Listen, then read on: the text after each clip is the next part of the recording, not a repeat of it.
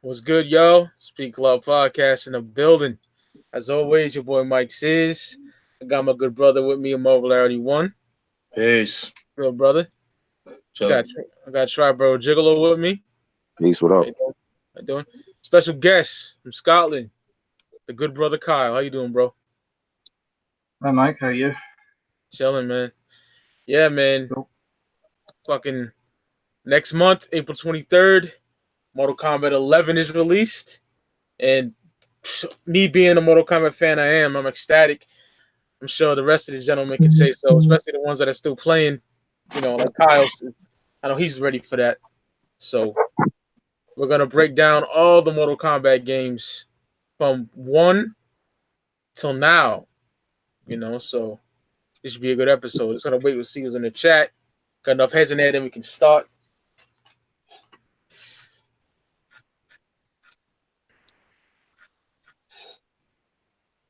Let's see.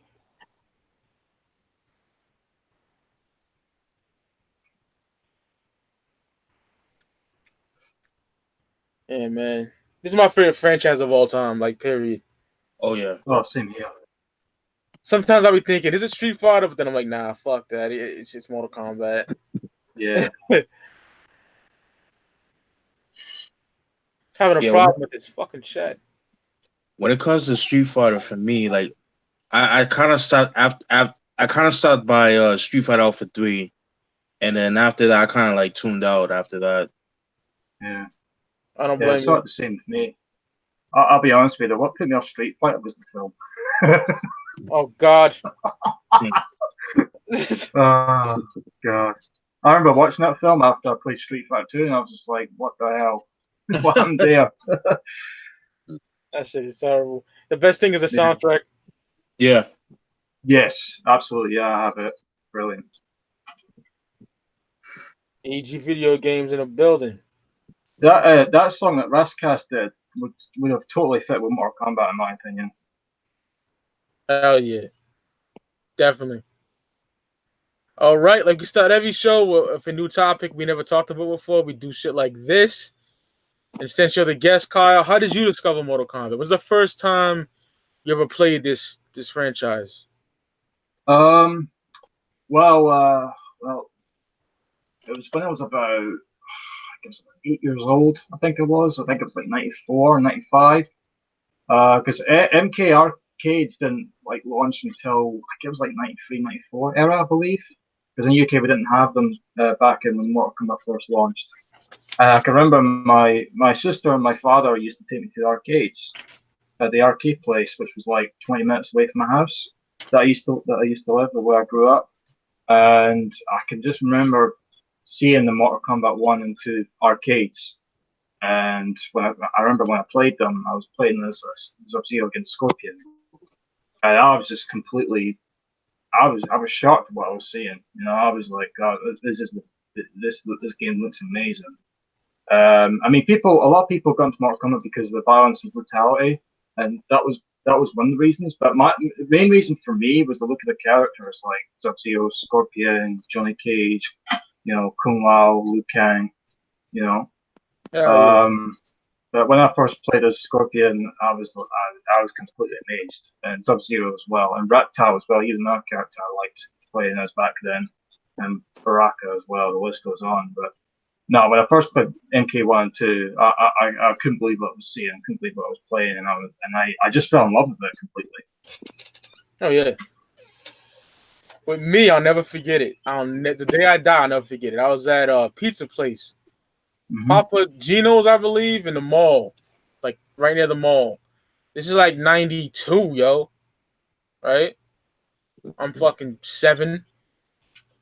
So I see the arcade cabinet, and it's everyone that is an MK fan. Y'all know this.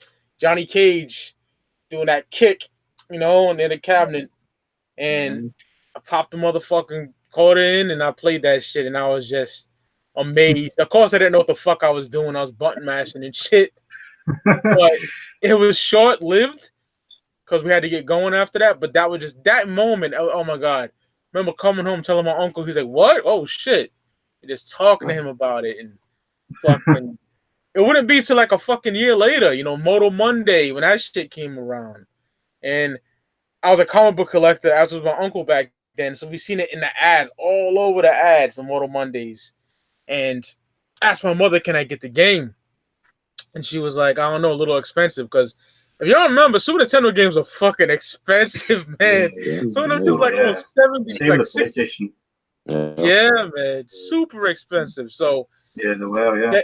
The illest part of MK1, I didn't even have to buy it. My good friend Adam had 2 copies because his aunt got him one. He didn't know. So he gave me his copy. Wow. I was ecstatic. Of course, y'all that know Super Nintendo, I had Nintendo first. They didn't have the fatalities. They didn't have the blood and all that shit. So it's kind of a bummer. But it looks smart. I'll get into that later, what I'm going to say. But yeah, man, that's how I got into that shit. Then when 2 came out, it was a wrap. You know what I mean? So that's basically my history with Mortal Kombat. I was a fan ever since that day at the pizza place. For me, I didn't get any Mortal Kombat games until like '98 for the PlayStation 1. I got the Mortal Kombat Trilogy, and it incorporated like all of the characters from like 1 and 2, and I love playing with like Sector and Smoke and Cabal, and that was like my first time buying a Mortal Kombat video game. And then I bought Mortal Kombat, I think it was Part 8 for the PlayStation 2, and then I bought the last one I played was DC versus Mortal Kombat. That was like 2008, I think, or 2007. Yeah, we're gonna get into that. I want to tear it the fuck apart. Yeah. So that was like my introduction into like the Mortal Kombat video games. Oh, but you know about the other ones though, right? You played the other ones, like the early ones. I played the other ones on like the early version. I played like the arcade though. I haven't played like the other ones like because I didn't have like Mortal Kombat for like Super NES or like the other systems. But I played like the arcade version. All right. Yeah, those are the. Oh god, yeah, we'll get into that. But yeah, dope breakdown for you guys. For me, it had to be like around '93, and just being a little kid, being a video game head, mind you. Just going to the arcades in Green Acres Mall. There was an arcade place. I forgot the name. I think it was called like Wonderland or some shit like that. It was like right by the food court. And like around that corner was the EB Games, the electronic boutique, and that's where I got Mortal Kombat 3 back in '95. But I'll get into that later on.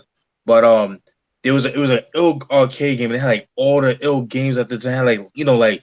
The wrestling games had Lethal Enforcers. Remember that shit? The Lethal Enforcers? Oh yeah. Yeah, with the gun, with the police and shit. Yeah, and then they had MK3. I mean, they had MK2 because that's when it came out in '92. I mean '93, excuse me. And just the way it just looked ill. Like the characters, the just the music and just like the overall darkness that game had. You know what I mean? And then fast forward, it wasn't until 1995 is when I got my my Super Nintendo. It was my first system game console that I ever copped. So at the time when it came out, when I got my game console, my Super Nintendo, it came with Donkey Kong Country. So I ended up getting 3 games from that that day that I got it. I remember it was like February of 1995. I was 8 at the time, and I remember it came with Donkey Kong Country. Then my mom ended up buying me Street Fighter Super Street Fighter Part 2, and then she ended up getting me Mortal Kombat, the first one, and then I've been a fan since, man, of the Mortal Kombat series. And then after that, that's when I ended up getting Part 2, and then I got Part 3, and I got Ultimate Mortal Kombat, and then the rest is history. So that's pretty much my thoughts on that, how I got into it. Then that's when they started coming out with this the Mortal Kombat series on USA channel USA here in the States. And then the movie came out in '95 that same year. So but we'll get more into that. I don't want to spoil too much. But, I definitely want to talk about that, dog. I got a lot to say about that. Yeah, same here. So Yeah. You know, Midway Games, man. Ed Boon, John Tobias, John Vogel, and all them. Mm-hmm. Yeah. They got together and created MK1, 1992. Fucking masterpiece. Jean-Claude Van Damme. They're supposed to do a game with Van Damme, but he didn't want to Yeah, that's do it. right. Yeah. Yeah, Yeah, because he was too busy with his schedule, I heard. yeah. So they ended up doing a fighting game, highly influenced by Street Fighter. You know, Big Trouble in Little China. The guys that got Raiden. You know what I mean? Shit like that. Of course, Johnny Cage from Bloodsport. The fucking same attire minus the slippers that Van Damme didn't have no damn slippers on. But you know the guy, in Bloodsport, the guy Jean-Claude Van Damme fights at the end. Do you think that influenced Liu Kang? it looks like him. Yeah, I think I've always thought that. I thought the same thing too. Yeah, mixed with Bruce Lee. Yeah. Yeah, definitely. Yeah. So Mortal Kombat 1, man, fucking incredible. You get Johnny Cage, Scorpion, Sub-Zero, Kano, Raiden, Sonya. Missing somebody else. I think it's like 7 fighters, man. I'm pretty sure. Yeah, something like that. Yeah. You get to play against Goro and Shang Tsung. Yeah, Goro, Shang Tsung, the bosses, man. Yeah. Once I got it on Super Nintendo, that's when I could dig deep because I only played it like for a little while in an arcade, but it didn't have the fatalities or the blood, which sucked. But I much like it better than the Sega version. Even though Sega has the blood and the fatalities, it looks like fucking trash, dog. Yeah, terrible Sega. Awful. Terrible, dog. And the soundtrack was awful too. Oh, it was. The music was fucking horrendous. Generic as fuck. Honestly, it was like a bloody fucking anime.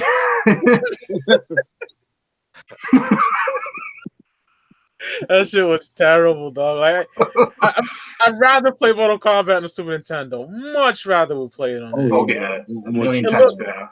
Hell yeah, it looks so crisp and clear. Fucking my favorite all-time Mortal Kombat character is Johnny Cage, man. You know, the fucking nut shot, the shadow kick, the fatality where he punches your fucking head off. You know what I mean?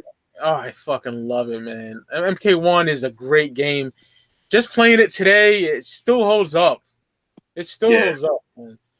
Shit is amazing, man. Liu Kang is incredible. One of my favorite characters.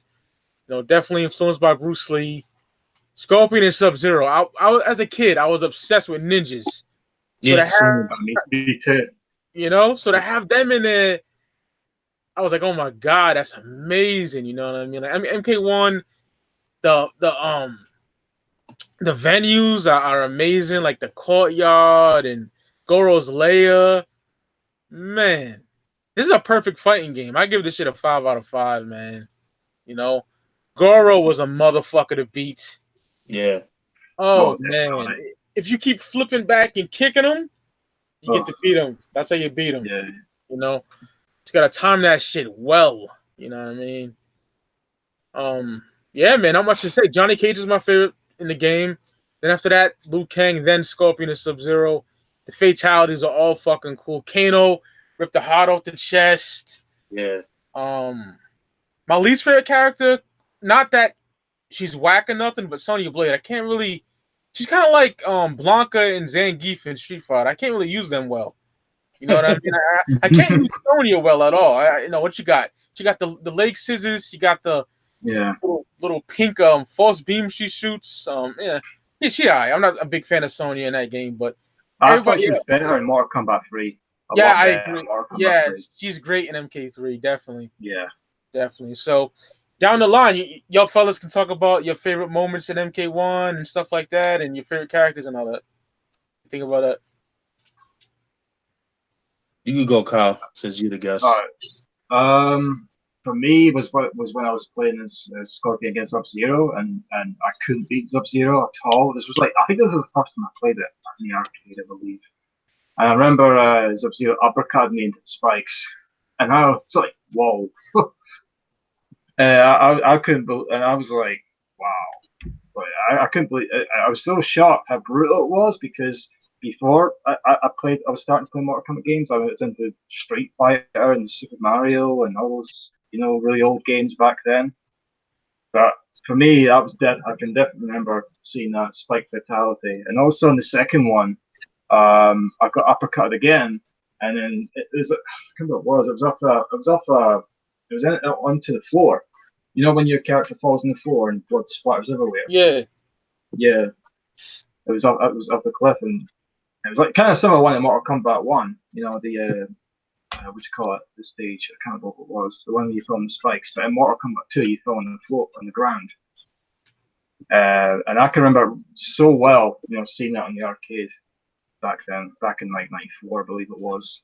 I was only about 8 at the time, and then of course, and then about a year later, PlayStation launched in the UK, and I think it was for my 9th birthday back in '96. My mum got me a Sony PlayStation, and she got me Mortal Kombat 3. And I remember I was playing as Liu Kang against Kano, right? Yeah. And I was like, God, this game's like, I loved it a lot because it was dark. It was a very dark game, just like Mortal Kombat 2 was. But I couldn't believe the fatality that Kano did on me when I was playing as Liu Kang. He basically put his hand in Liu Kang's mouth. My jaw literally dropped at that. I was like, what the hell? And I was quite terrified a little bit, because I was only 9 years old. And I remember I played against Shiva, and she basically rips you in half. Yeah. You see a skeleton covered in blood and guts, and I was like, Jesus Christ, this is more brutal Mortal Kombat 2. How is that possible? Yeah. MK1 is just it came out like in '92. Came out when the consoles in '93, and it still holds up to this day. Yeah. Especially if you play the arcade port. Like, amazing. Yeah. What I remember most about the arcade as well was the soundtrack.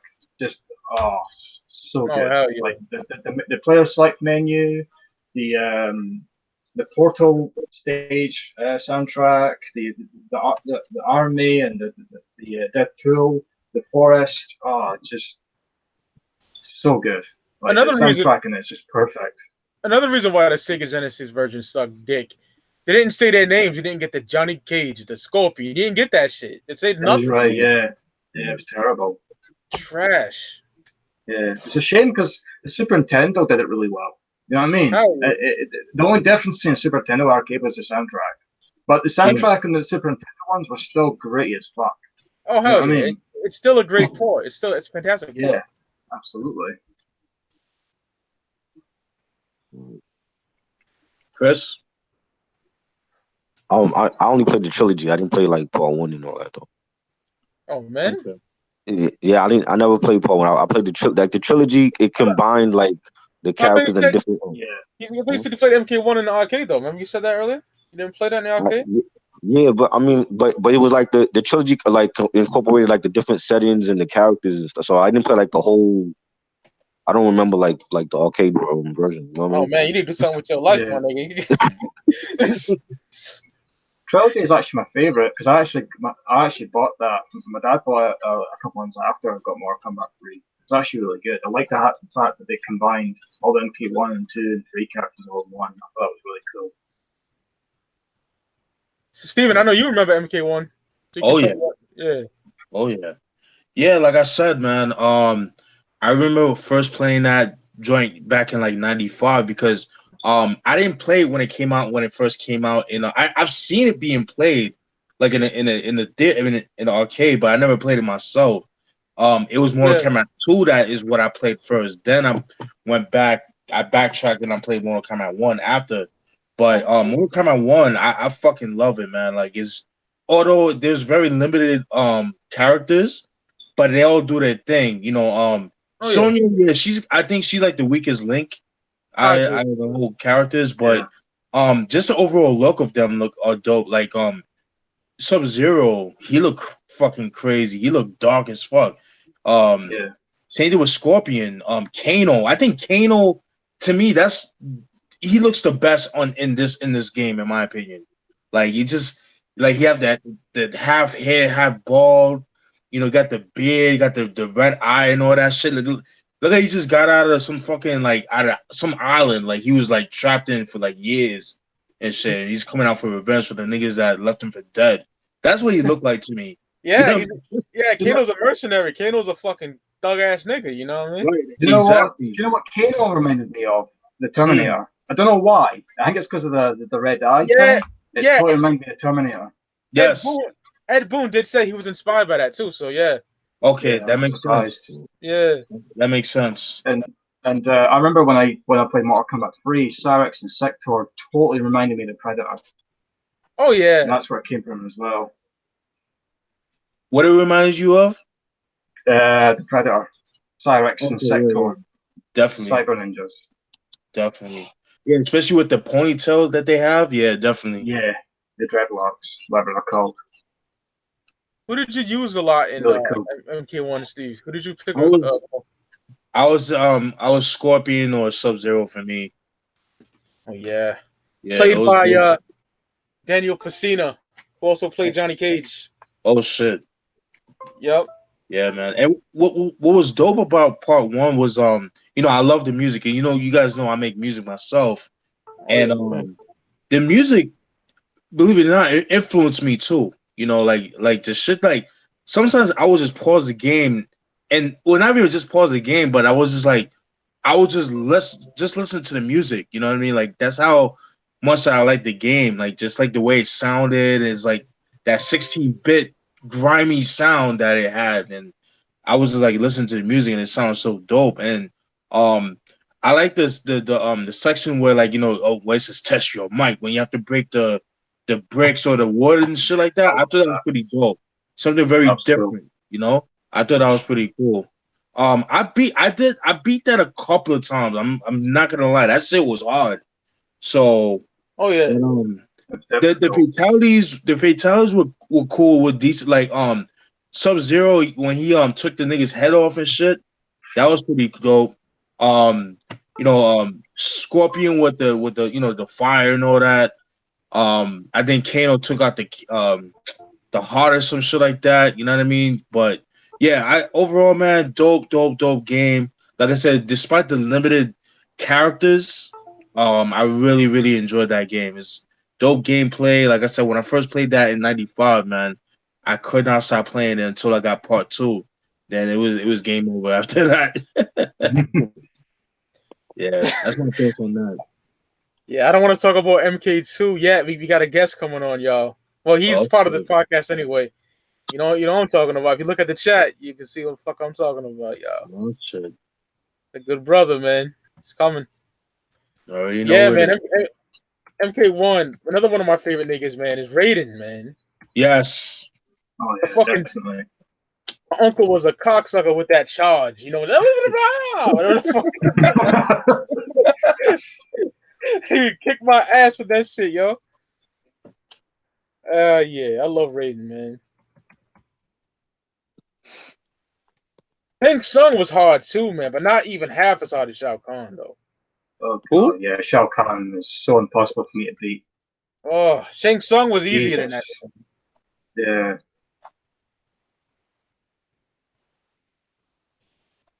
Man, MK1 was like a lot of my friends in school too. We could never stop talking about that shit during recess and shit. Oh, we talked about Ross. Ross, what up? Yo, what's up, guys? Hey, brother. Great to be back on. It's been too long. Yeah. What's your thoughts on MK1, Ross? Love it. Absolute classic. Came out the same year that I came out in 1992. Yeah, love it. It was I remember the first version that I ever saw was the Mega Drive version, which of course was called the Genesis in North America. And just a classic game. 7 characters, all very memorable characters, very well defined. You know what I mean? The thing that I like about MK1 is that, like, when you go back to it, it's very simple. You know what I mean? It's very like back to basics. You know what I mean? Each character only has like 2 special moves, but you know, you have to use those special moves to like the fullest you can. You know what I mean? To sort of do well. And yeah, like I said, all the characters would become classics. You know, Scorpion, Sub-Zero, Kano, Johnny Cage, Sonya. Who am I missing? Liu Kang, Raiden. Like those 7 are amazing. And of course, you had Goro and Shang Tsung, just amazing bosses.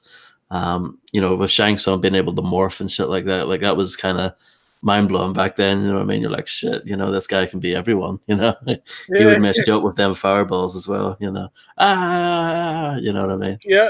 And I love it. I love the backgrounds as well. Like I know what Stephen was saying with the music as well. I think the soundtrack composed by Dan Forden was brilliant, and it matched the backgrounds perfectly. You know what I mean? And I just love it. It really brought you into like the universe. Like the thing about MK for me is like the characters and the backgrounds make me want to play it. You know what I mean? It's like that's what drew me to it more than like say Street Fighter to me, just personally. You know what I mean? I just you look at Scorpion and you go, wow, that's cool. You know what I mean? It's like you want to, it draws you into it. So yeah, I love the first one. I think it's an absolute classic. I love going back to it as well. Oh yeah. Amazing, Ross. That was great. I like the breakdown, brother. Oh, no problem. I'm an absolute nerd for these games. So yeah. I'm with you. You know that. Oh yeah, me and Mike played a couple of times as well. Absolutely. Yeah, nigga washed the fuck out of me. But yeah, Ross, I'm back though. I'm nastier though. I'm nasty. Oh yeah, I'm sure you are. Absolutely. Yeah. Man. And one more thing before we get to MK2. I love how it was influenced by Enter the Dragon because I'm a Bruce Lee mark. Yep. You know what I mean? I'm saying, yeah. Yeah, dog. And I love how they influenced that. And like Big Trouble Little China, I'm a fan for too. And David Lopan, that's like Shang Tsung. They got influenced by that from him. Right. Yep. Man, classic. Can't say any more good things about MK1, man. Now, Mortal Kombat 2. Man, oh man. Woo. First seen this in '93 in the arcades. I was with my cousin's boyfriend at the time. And we were playing that shit at a place called Big Top. It's like Chuck E. Cheese. And like, poor man Chuck E. Cheese type shit. And I was amazed by the characters, and my favorite, Johnny Cage, had an different attire on. I was like, oh shit, that's fire, Liu Kang with the headband and the new characters. This time you get Liu Kang returns, you get Kung Lao, Johnny Cage returns, Reptile, Sub-Zero returns, Shang Tsung is young. Shao Kahn made him young and shit. Katana, you get Jax, Milena, Baraka, Scorpion returns, and Raiden returns. Man, like, this is my favorite MK of all time, okay? Point blank, period. Played it for a while. Couldn't stop thinking about it after that, Then after that, it came out on home consoles, 94. Man, I could not fucking wait. Asked my mother. She was like, yeah. This time she said yeah. So after school, dog, I was looking at the clock all day. I'll never forget that. Then I came home to it. My uncle put it on. And dog, it was bliss. Absolute fucking bliss. Played that for hours, man. Bought the strategy guide. Just rebought that recently too, because I had to have that in my life. Right. Amazing game, dude. Like, the venues in this one are all incredible, man. The portal, fucking the living forest. That shit was crazy. You know? The moving trees and shit. Smoke and Jade, peeking through. If you fight long enough with 2 players, you can fight Noob Sabat, which is Ed Boon and John Tobias. Their names backwards and shit. Man, MK2 is flawless, man. My favorite character, as it wasn't one, is Johnny Cage, but the favorite new character, man, that's tough. Toss up between Kung Lao and Baraka, man. Yeah. Jax too. Jax was brutal, my nigga. Like, the fatality, ripping your fucking arms off, smashing your head. Yep. Man, I can talk about this game forever. I gotta let y'all fellas talk about it, but it's a classic. It's a 5 out of 5 game. The best way to play it, in my opinion, is the arcade collection on PS3. Playing that earlier today as well. It's just a masterpiece, man. That's what I gotta say about it. I'll let Kyle go, then y'all can finish. Classic. Yeah, I agree. The arcade version's the best. I mean, I like the Nintendo one too, but the arcade one's definitely the best. It's just more raw and more grimier. And the funny thing is, when I first played Mortal Kombat 2 in the arcade, I was obsessed with the Sub-Zero and Scorpion. But when I saw, Jax and Baraka and Katana and Melina, I just fell in love with those characters immediately, especially Jax. Jax actually became one of my favorites after I played MK2 for the first time. He was something different at the time, Hell yeah. And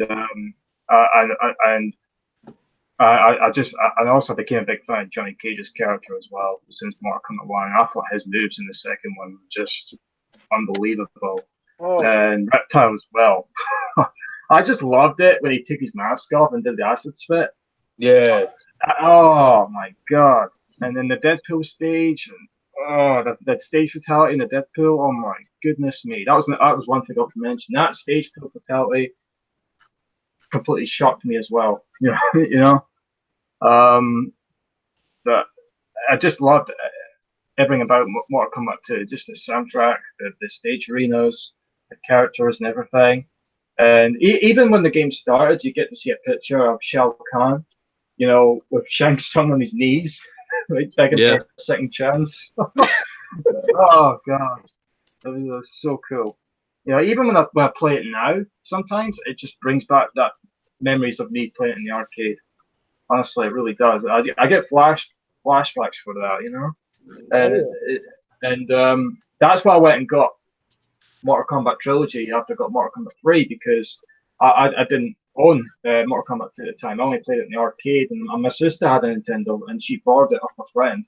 I remember playing it constantly. And I remember I got MK3, and I was like, I loved it, but I want Trilogy so I can have, all the characters in one. You know what I mean? Because Mortal Kombat 2 for me is probably my favorite one of all time for sure, without a doubt. oh yeah. It's so good, and I love the look of Melina and Katana as well, and Jade. But they were good as well. And Melina is definitely my favorite female character. She's just amazing. But everything about Mortal Kombat 2 for me is just unbelievable. I would say most people I've spoken to about Mortal Kombat have all said that Mortal Kombat 2 is the best one. I mean, for me personally, it's Mortal Kombat 2 and Trilogy, but 2 is definitely the best one. The soundtrack, the atmosphere in it, the fatalities, just everything. You know what I mean? Yeah. I want to mention too, for Super Nintendo, man, they did it right this time. They gave us the fucking blood. Yeah. Because all the niggas that had Sega in school were talking shit, but once niggas got that too, like y'all Sega niggas are trash, because it was. I didn't like that shit at all, man. Terrible on Sega. Yeah. I felt like it was watered down on Sega, to be honest. Like, It was really really badly bad. watered down. Real grainy and shit. Yeah, the sound was trash. Yeah, man. The sprites were quite small as well, weren't they? Yeah. Sprites, yep. Great breakdown, Kyle. Dope shit. I can remember when I first played it on my sister's Nintendo. I don't know why, but see at the start of it, they have Shao Kahn say, "You weak, pathetic fool." Yeah, there's some you can do. Where like him and Kentaro beat up the Acclaim logo, man. Yes. That's it, yeah. Kentaro was hard as fuck though, I couldn't beat him either. God. Jesus. I usually spin kick him. It was like bloody. It was like getting attacked by a bloody fucking tiger. It really was. The Shao Kahn talking mad shit, you know what I mean? He's definitely tough. Oh,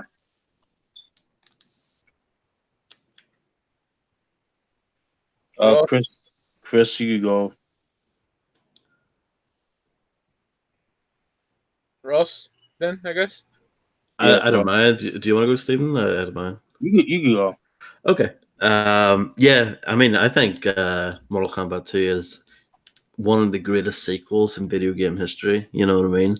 There's nothing. You know the way like some sequels, they're like, it's good, but I kind of like prefer the previous one or whatever. Yeah. But like with Mortal Kombat 2, there's like no going back. You know what I mean?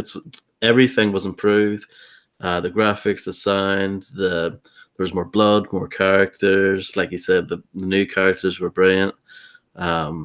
It was faster, much faster game compared to Mortal Kombat 1. And they really built on all of the characters really well. You know what I mean? They gave everyone more moves. And yeah, even stuff like hidden finishing moves. You know, everyone knows the fatalities, but Mortal Kombat 2 was the first one to have babalities and friendships and stuff. You know, that was amazing too. So yeah, absolutely love Mortal Kombat 2. I loved that it was set on Outworld, so you got all those crazy backgrounds, like the guy said earlier. I love the portal. That's one of my favorite backgrounds. You know, with the floating monks in the background. It's crazy looking. But yeah, love Mortal Kombat 2. I think it's fantastic. It's probably is my favorite as well. It's definitely of the classic era. Nothing bad you can say about it at all. It's flawless, really. Oh yeah. Yeah, I'm definitely with you guys. Yeah, part two is probably like my favorite out of the whole series. Um, yeah, it's just something about part two that is just so dope. Like the characters added new characters. Like you guys said, the improvement is immaculate. Graphics is a lot better. There's blood finally. Once again, I love the score. I'm a sucker when it comes to like scores and stuff like that. Whether it's movies, video games, and stuff like that. Um, you know, Scorpion, he looks better than before Sub-Zero 2. And it's dope to we're finally able to play with Reptile. Yeah, the fatalities are fucking dope. Like Kung Lao's when he cuts him in half, I thought that was pretty dope. Fucking Melina when she fucking spits nails at you and shit. I thought that was pretty dope. Baraka when he like shreds you the shreds and shit. I thought that was pretty dope. Shao Shang Tsung fatality was pretty dope too. Everybody's shit was dope. You know what I mean? Probably my favorite stage is probably they have a couple. I like the armory where Reptile's stage, the armory that looked pretty dope. Like it has like that like boiler room / lava. I don't know. It's weird. It's like some real dark shit. I loved it. The Deadpool, I really like that. That's pretty dope. The Portal, Outworld, those are my kind of like my favorites. Yeah, just the overall gameplay of the game is dope. And in my Kitaro, as hard as he is, he's actually my favorite villain. Like my favorite like sub boss villain. You know what I mean? He's just like this overall look. You know what I mean? He's like a subhuman, like half tiger, half human kind of thing. You know. I just love the overall darkness of the game and just everything about it, man. And like with Super Nintendo, that's actually my favorite version to play Mortal Kombat 2. I like the arcade game, but once I got it for Super Nintendo, was just like I was glued to that. And I played it for Genesis, but like you guys said, like Kyle said, he said that it was kind of watered down, and I definitely agree. And back then in the 90s on the block, like if you had a Sega Genesis, we laughed at you. You know what I mean? Like we was like Team Nintendo on my block. You know what I mean? So yeah. But yeah, that's just my thoughts on part two, man. Part two is my shit. I love that. I ended up getting that. I want to say like in the summertime of '95. Dope shit. Yeah. Yeah, I got it on release date. I'll never forget that day. It's like it's embroidered in my fucking mind. Like classic game, dog. Like, oh yeah, absolutely love it, man. Well, my favorite fatality is probably Kung Lao, man. Yeah. Slices you in fucking half. When I first saw that, I was completely like, what the hell? Like he just really took his hat off and just sawed you in half. I was like, Jesus Christ. Yeah. All these years too. All these years, I could never do a friendship. I could never do a friendship. And you know why? Because you can only kick during the winning round. Yeah. I just found that out, and I started doing all the friendships again recently. So I also love the Wasteland soundtrack. I love that. Oh yeah, so good. Oh my god, brilliant. So dark. Yeah. I like I remember playing an arcade, and then there was some random guy that comes in the back and goes, "Whoopsie!" I was like, what the hell was that? Yeah, Dan Forden. Yep. Yeah. That shit is funny. Still to this day, I laugh at that. Toasty. Classic. All right. Everybody done with MK2? Yes, sir. Oh, yeah, Yeah. my favorite. All right. MK3, 1995. This is the first one to come on the home console the same year. You know, we didn't have to wait. It was like there, 95. Right. See it in the arcade. No, I'm bullshitting. It was on PlayStation when I first played it. It was at the toy store. KB Toy Works was called. Yeah. And me and my uncle went in there. I was probably there to get some like WWF action figure or some shit. I can't remember, but we stopped by it and we played it. And man, I was amazed again. You know what I mean? Kind of disappointed. I'm not gonna lie. Not at the game, but like the characters. My nigga Johnny Cage wasn't in there. You know what I mean? Right.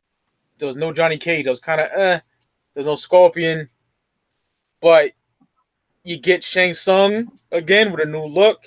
Yeah. You get a new character by the name of Sindel. I love Sindel. Jax got metal arms this time.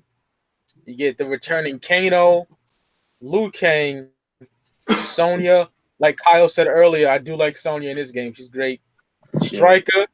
Niggas hate on Striker. I love Striker. Do you know what Striker reminded me of for some reason? Bruce Willis's character from Die Hard. Yeah. I don't know why. John I'm really McClane? John McClane character. I don't know why. You get Sub-Zero. I can't remember. Yeah. Crazy. Sub-Zero Unmasked you get. You get Cyrax and Sector, Nightwolf, Shiva, Kung Lao, and Cabal, man. Cabal and Striker. Yeah, probably my new favorite character. The new favorite characters in the Nightwolf too. And they're kind of like in the city now. You know, subway station and shit like that. Yeah. Fucking dope. I love MK3. And I love the box art for MK3. That shit is fire. Shao Kahn's face and shit. Love that shit. Yeah, man. Got MK3 for Super Nintendo. Because I didn't get PlayStation until 97, so. But I played the fuck out of it, man. Love that shit. The new shit you could do, like you can uppercut the motherfucker to the next stage and shit. That was mind blowing. Especially in 1995, dude. You know what I mean? Right. You had Virtual Fighter out around this time. Tekken, I believe, but the digitized actor look was still my favorite look. That shit blew me away. I loved it. Kind of negatives about it a little bit. Some fatalities I didn't like Liu Kang when he drops the fucking arcade machine on you. I was like, oh, come on, dude. You know? Yeah. I didn't like it. But you get dope shit like fucking Kano ripping your whole fucking skeleton out. Yeah, that scared the fuck out of me, that fatality. And that was the day I played that on my birthday when I got it. I was like, what the fuck? And I was terrified of Shiva. She scared the shit out of me. Oh, yeah. Oh my god. When I played against her as Liu Kang, I was like, what the hell? I didn't even know if it was a man or a woman I was playing against. I was completely terrified. She's just like Goro, which is fucking cool. Yeah. But her moves and her fatalities were so good. Really good. MK3, man. I'll talk more about it. Ultimate MK3. That's my favorite one. We'll talk about that. But that's my thoughts on MK3. Oh yeah. Fucking Montaro is a cocksucker. I struggled to beat him for years. Picks you up and punches the shit out of you. Jesus Christ. And Shao Kahn, harder than ever. He gets his hammer out. Yeah, that's a hammer in his mouth. He tucks it at you like a spear. It's insane. Yeah, man. That's all I got to say about MK3. I'll talk more about it. MK3. That's my favorite one.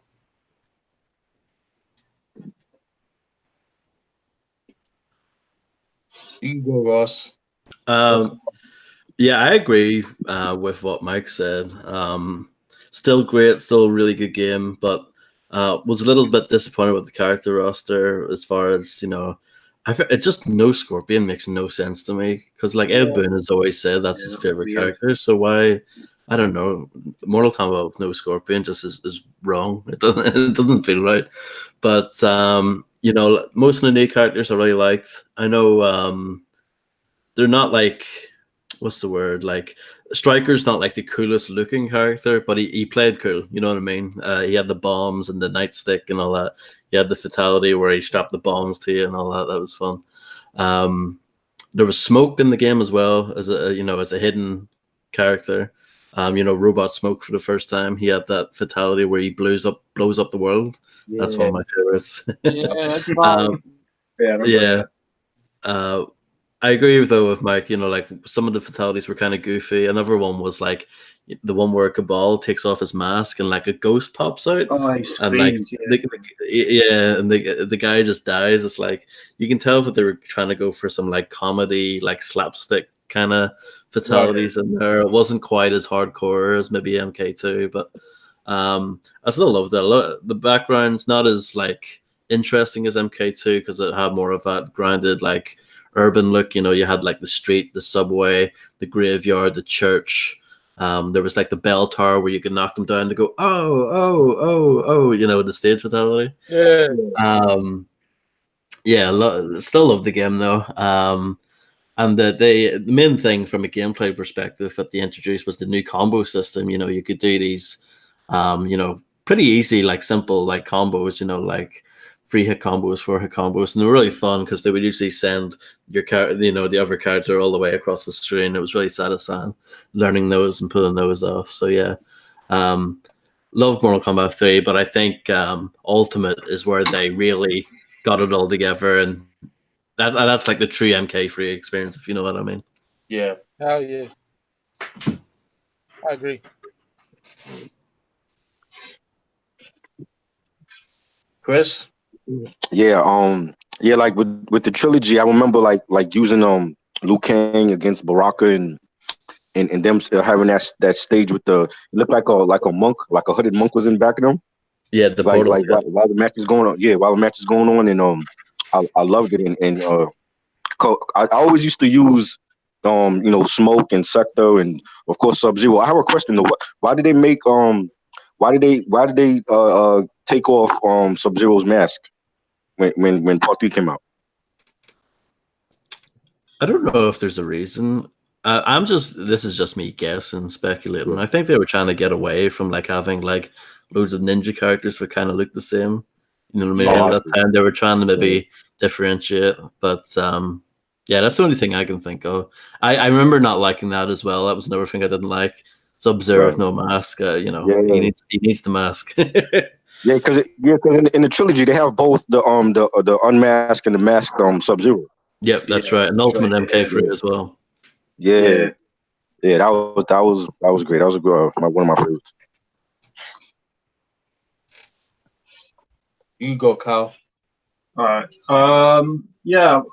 I agree with the character selections from MK3 because I thought it was really strange that they left out Scorpion.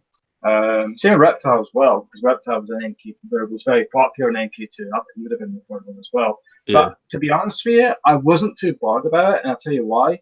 Because I didn't get MK3 till '96.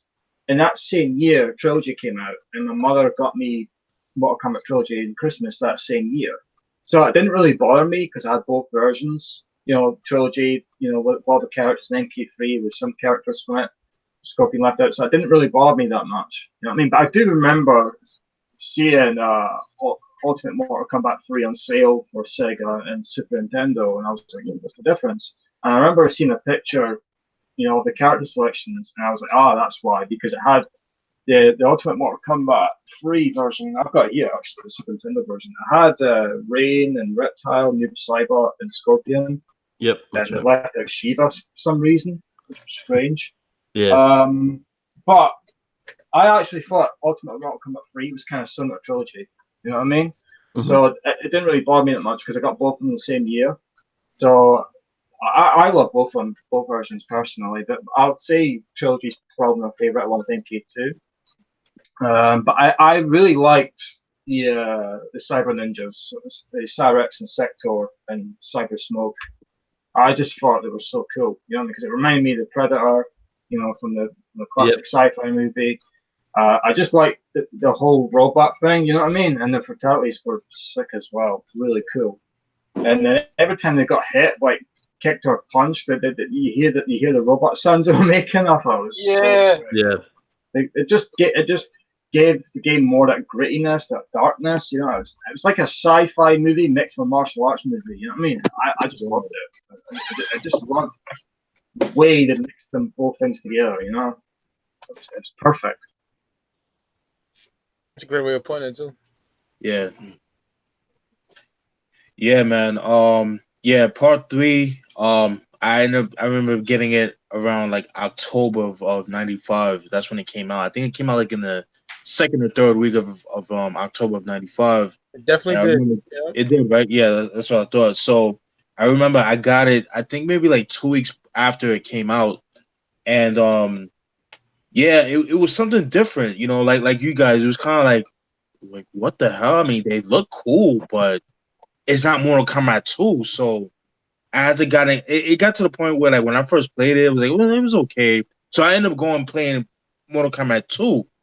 But then I was like, you know what? Let me just play it again, play it a couple times, and then man, I fell in love, man. Like I like how like you're able to run, you know, that kind of thing, the combos. When you uppercut somebody, like if you're in the subway, you uppercut somebody, you go up in the street. I thought that's pretty cool. Yeah, I mean the you know, and then I was with you guys, you know, with the Sub-Zero rant, you know, regarding him not having a mask, but then, you know, Russ, he made a good point. Like, you know, I guess they didn't want, you know, to be antiquated, you know, to be old. Like, okay, it's, you know, that was back in 92, 93. It was cool, but it's, you know, the mid 90s now. We want to spice it up. So I think that's probably why, you know, they had you know, Sub-Zero look the way he looked and stuff, you know what I mean? And it was cool because he had like the scar across his eye and shit. I thought that was pretty cool. I like that. I like that. Kano, however, I didn't like that look of Kano, like the bald head, and I was more used to the old Kano from Mortal Kombat 1, you know, but you know, it is what it is. But Nightwolf, definitely one of my favorite characters to play with. Cabal, I like his fatality where like when he has like that hose, he holds you up and then his your head blows up into a balloon. Yeah, yes. I think that's pretty dope. I like Nightwolf's fatality when he uses the axe and he strikes you with lightning. I thought that was pretty dope. I love that one. Yeah, that's just fucking cool.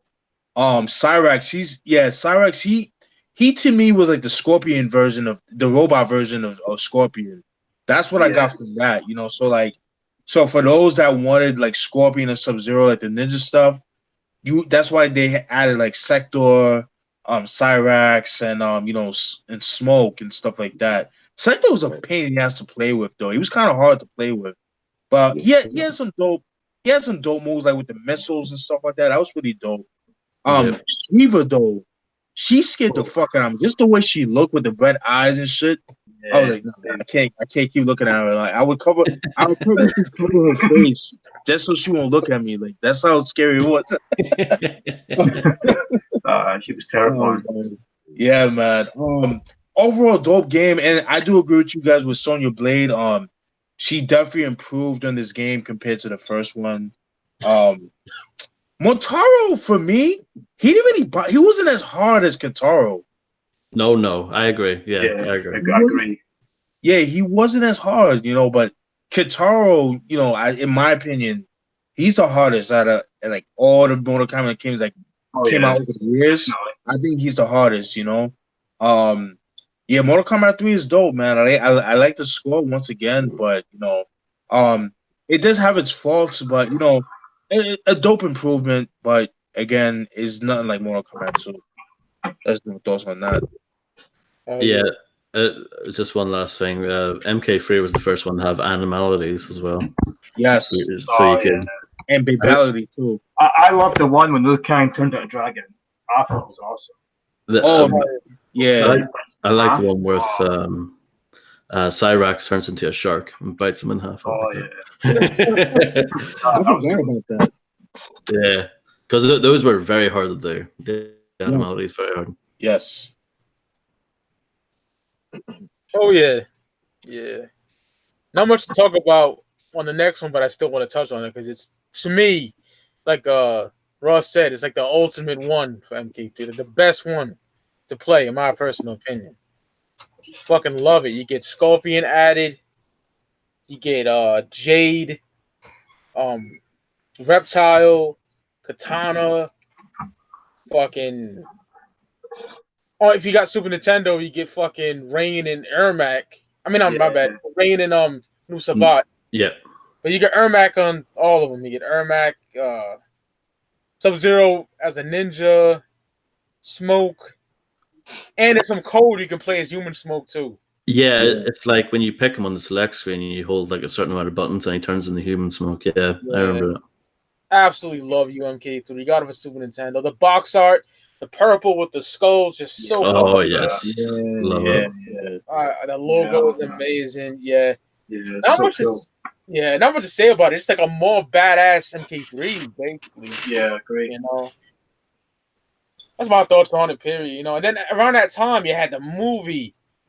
You know, you had fucking the cartoon on USA Network. Yes. Y'all want to get into that after y'all talk about UMK3? Because that's the same time. But you want to talk about it? Yeah. Absolutely. Yeah, we might as well get into that rather than doing it at the end. Yeah. Yeah. I can't wait to talk about the fight with Scorpion and Johnny Cage. Oh yeah. Oh, good grief. Any UMK3 thoughts? Even though it was on Trilogy, because I got Trilogy at the time, I fell in love with Noob Saibot. I just love that character. I love that character ever since then. When I played Trilogy back in '96, you know what I mean? And I remember finding out that he was the old Sub-Zero. Yep. You know what I mean? I was kind of confused by that, but I didn't care. I just love the character. Right? He's definitely my top 5 of all time. He became literally one of my favorites when I first played him in Mortal Kombat Trilogy. You must be psyched for he's back in the new one. Oh yeah, definitely. Yeah, we'll talk about that. Fatality. Oh my Jesus. Oh, good Lord. Oh my God. Yeah, I'm really excited about Noob. He looks fucking badass. Yeah. You could go, Ross. Yeah, I mean, like Mike said, it's pretty much like the definitive version of Mortal Kombat 3. I never think that they added were new backgrounds as well. I think they added in more kind of different backgrounds to mix it up a bit. You know, you had like that hellish one with like the big towers made of skulls, and there was the stage fatality where you could knock them into the background. There was the desert one with Cyrax in the background, and he was stuck in the desert. There was like the river and stuff like that. So the only thing I don't like about Ultimate Mortal Kombat 3 is Jade. When you fight her, she's just so overpowered and she kicks your ass. It's ridiculous. That's the only thing I don't like about it. Hard to beat on Mortal Kombat Trilogy, but I couldn't beat her at all. And then she was actually probably the hardest female character to fight against. Yeah, in my opinion. She was like a boss, but she wasn't. You know what I mean? Like she was like the third fight or something, and she would, she would do like that glow, so if you couldn't do anything to her, and then she would knock out like a 7-hit combo, and you're like, what the hell, you know? But that's it. That's the only complaint that I have. I love Ultimate Mortal Kombat 3. Probably my second favorite after 2. You know, I love it. Yeah. Oh yeah. You already spoke your piece, Kyle, regarding this? Yeah. I spoke about that a little in Trilogy. Because basically I got Trilogy the same year as I got 3. So, and Trilogy and MK3 Ultimate were kind of similar in my opinion. Right. Chris? I didn't play that one. Okay. I didn't play that one. Yeah, this is like Ross, this is like my second favorite Mortal Kombat. There are some flaws with this one. I thought like some of the fatalities were kind of weak, in my opinion. But what's cool about this one is they have stage fatalities, which I thought was pretty cool. Ultimate Mortal Kombat 3, it's pretty much like the Super Nintendo version of Trilogy. That's all it is. But the only thing, they took out a couple characters. They took out Shiva's not in Mortal Kombat 3. Yeah. Ultimate They Mortal Kombat. replaced her with Rain. I think it was. It was Rain. They replaced her Yeah, with Rain. they added Rain. They added Ermac and new Cybot. I thought that was pretty cool. It was cool that they were able to bring Katana, Jade, Scorpion, Reptile. I thought that was pretty cool. Yep. Yeah. There was some stuff too, like regarding the biography too. Like something about the biographies. I was just reading it up, like how some of the characters didn't have biographies or some shit like that. Oh, that's weird. Yeah. But the stages were dope. You know what I mean? I have a story. You guys gonna kill me for this. I mentioned it before. Even to this day, I don't have Super Nintendo no more, and so I don't feel as bad. But at the time, like I don't know what the fuck I was thinking, but it was back in like 2000, right? Mm-hmm. And I was obsessed with Samurai Showdown. So my dumbass, I'm like, yo, I've been looking for that game for a while because it was very hard to come by, back in the late 90s, early 2000s. I've been wanting that. So my dumbass, I traded my UMK3 for Samurai Showdown for Super Nintendo. And man, I regretted that shit. I was like, yo, I wanted that shit back, but I couldn't, It's like, it is what it is. We already made that trade. It's like, it is what it is, And to this day, I kick myself in the ass for that because I was playing the game like Samurai Showdown, but then it was like, I got bored real quick. I was like, I wanted my game back, man, but it was like, couldn't get it back, man. It was lesson learned, man. That's like trading M&M for Vanilla Ice or something. I don't know. I love Samurai Showdown, but that version sucks dick. It does. It really does. It really does. You're better off playing for Neo Geo or the arcade, Yeah. But, yeah, man. But that was like my biggest regret that I ever did in my life. Like one of my biggest regrets doing that. But then now I don't have Super Nintendo no more. I don't feel as bad. So, but that was like, I don't know why the fuck I did. I don't know what the fuck I was thinking. It's because I just wanted to play the game, but we traded, and I'm like, damn, I should have never done that. Fuck, So it is what it is. But we all make mistakes. With that. Yeah. If it was the Neo Geo version, I wouldn't really mad at that at all because I fucking love that game. But the Super Nintendo version is so trash. And I never knew that about Shiva, Steven. I forgot about that. Is she's not on the home consoles? Yeah, they took it on UMK3. Yeah, because she's in the arcade one, thank God. Yeah. Yeah, that's right, yeah. Yeah. All right, fellas. 1995, man. Mortal Kombat, the movie, y'all. Like, man, I was excited like a motherfucker. Moms took me. I was blown the fuck away, man. Like, that movie is great. After the trash of Street Fighter. Oh, God.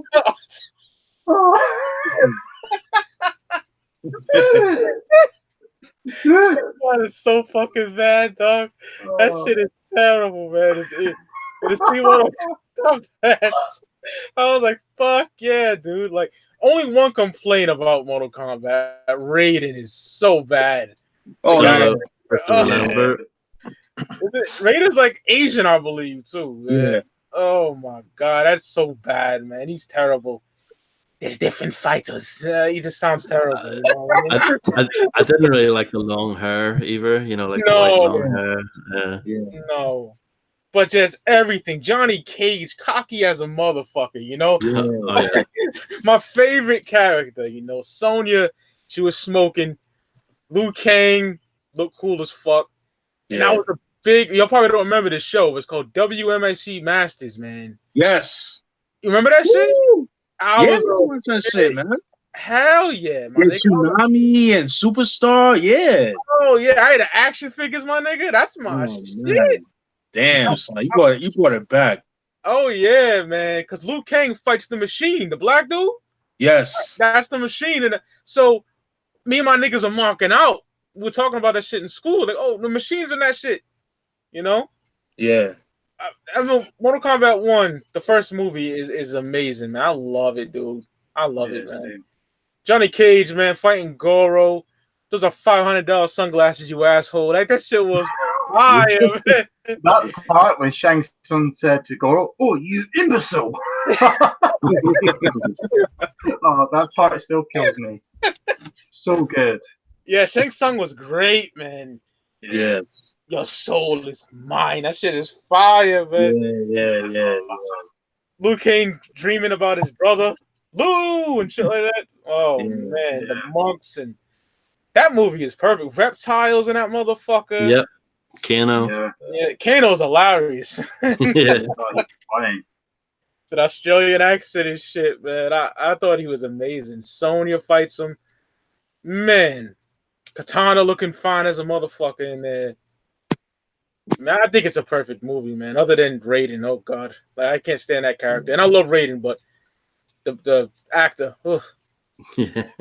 But I'm gonna save the Scorpion and Johnny fight for Kyle, man. I'll save that for him. I know that shit was fire though. Yeah, I actually didn't see it until like '96. No, it was '97. Sorry, it was early '97. It was like not long after I got MK3 and the MK Trilogy. It was on TV. It was on a movie channel, and I was on late night. I couldn't watch it because I had to go to school the next day. But my mother and sister kindly got a couple of VHS tapes to tape it on. So one of them taped it for me that night, and I remember I came home from school and watching it. And I was just completely excited. You know what I mean? I absolutely loved it. Oh my god, that fight scene with Scorpion and Johnny Cage is my favorite. Oh, and especially when Scorpion takes Johnny Cage to hell. That part when Scorpion goes welcome and just punches him in the face as hard as he could. Oh, just Scorpion's eyes as well. I mean, just perfect. I mean, the way they did Scorpion's character in that film was just amazing. And I'll be honest with you, a part of me wished that Van Damme played the Johnny Cage role, but the guy that played Johnny Cage was fantastic. A part of me just wished that was Van Damme. Can you imagine Van Damme in his prime playing Johnny Cage and Scorpion? Oh. After Guile, though, I don't want to say it. Yeah, after Guile and Street Fighter. Oh yeah, that was bad. But the guy that played Johnny Cage was brilliant, though. He was he did the splits as well. So you know what I mean? The nut punch. He did it perfect, and the kicks that he was hitting Scorpion with in the hell scene was just fantastic. I love the part when Scorpion did a flip. When Johnny Cage went down when he fell into the skeletons, and Scorpion just looks at him with a gritty stare and just takes his mask off. I was on the edge of my seat when I first saw that in the living room that I was watching it. I was like, oh my god. And I actually kept rewinding the scene and watched it multiple times when I first saw it. It was just that I just fucking loved it. It was so good. And I loved it at the end where the Scorpion, the Johnny Cage kills him. You see Johnny Cage's autograph on top of him. I love. Yeah, and the Sub-Zero was cool in it too. Sub-Zero and Liu Kang fight was probably my second favorite. I just loved that scene as well. That was really cool. And the guy that played Kano was perfect as well. And I like the chick that played Sonya. I thought she was really good. Now for Raiden, I actually thought he was all right. You know, his name is Christopher Lambert. Yep. But I didn't know why. I was confused with one here. I don't know, and I was quite confused because Raiden was supposed to be an Asian character, so I could see why people were critical of that. Yeah. But I thought he was okay personally. But it was kind of weird though because you had an Asian guy playing Liu Kang, and you should have an Asian guy playing as Raiden. But I didn't mind. I could see why people were critical of that. I thought Lambert was all right, but it could have been done by something better that looked like Raiden. You know what I mean? So, but I just loved the way they had Reptile and Scorpion, Sub-Zero, and Shang Tsung, and Goro as well. Goro was funny, especially when he got punched in the groin by Johnny Cage. That shit was funny. But that fight scene, the Scorpion Johnny Cage. Oh, fuck, Yeah. just fucking brilliant. So good. There was other kids in the theater too. When they showed Scorpion and Sub-Zero, you hear, oh, you know, it was just a dope moment. It was a dope moment. Mhm. And then when Sub-Zero froze that nigga, that dude, that shit was fire, man. When they were eating dinner and shit. Hell yeah. Oh, I love that movie. Yeah. The soundtrack is really good as well. That's how I got into Fear Factory. And also another thing that Scorpion Johnny Cage, the Fear Factory Zero Signal and instrumental. Oh, fucking hell, that was perfect. I got into Fear Factory around that same time because the Manufacturer came out around that time. Man. Yeah, you got in cassette at that time, didn't you? Because Andy spoke to me about that. Yep, Typo Negative. Cool. Typo's on there too, right? I think Typo's on there. Yeah, that's right. Yeah, Blood and Fire. Yeah. Napalm Death as well. Oh, fucking love Napalm Death. Hell yeah. Me too. They played that for Goro. How fitting was that? Oh yeah. Goro looked amazing for the time too. Yeah. It was brilliant. I remember when he was taking the piss out of Kano when Kano was eating the chicken wing. Oh yeah. He was talking bad shit to that nigga, man. That was hilarious. Yeah. And I loved the feud between Sonya and Johnny Cage. That was funny. Sonya looked like she wanted to kick him where it hurts. Oh yeah, he's trying to howl at her and shit. Yeah, that was fantastic. Yeah, brilliant. Chris? Yeah, I loved it, man. I remember going to see it. It was like nothing I never seen before. Like the music and the costume. I think all of the ninjas from the game look exactly how they did in the movie.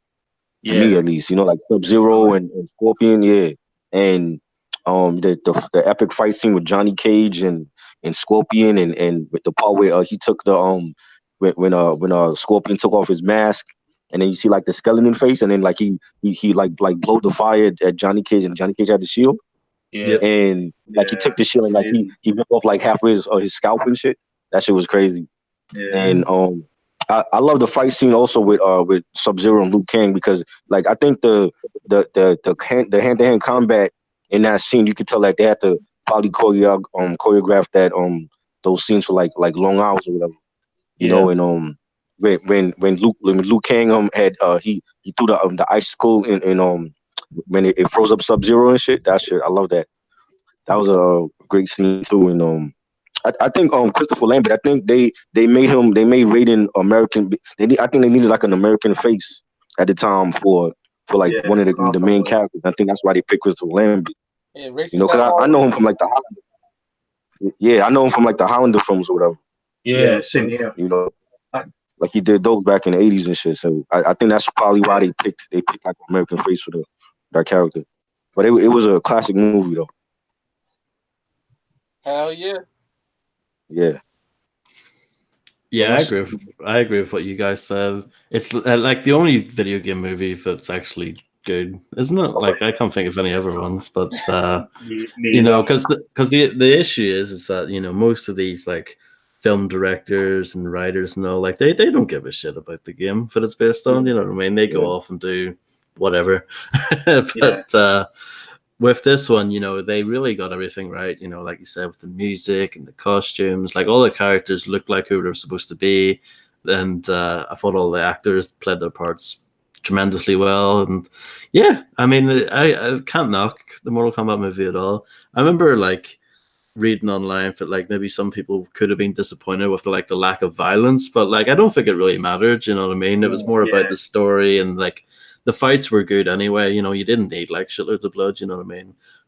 You just appreciated the martial arts and the what's that word?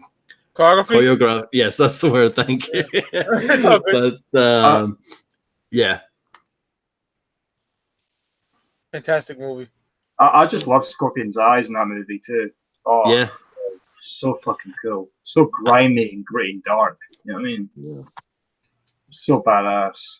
Yeah, like I said, once them niggas showed up, it was a wrap. I was like, hell yeah.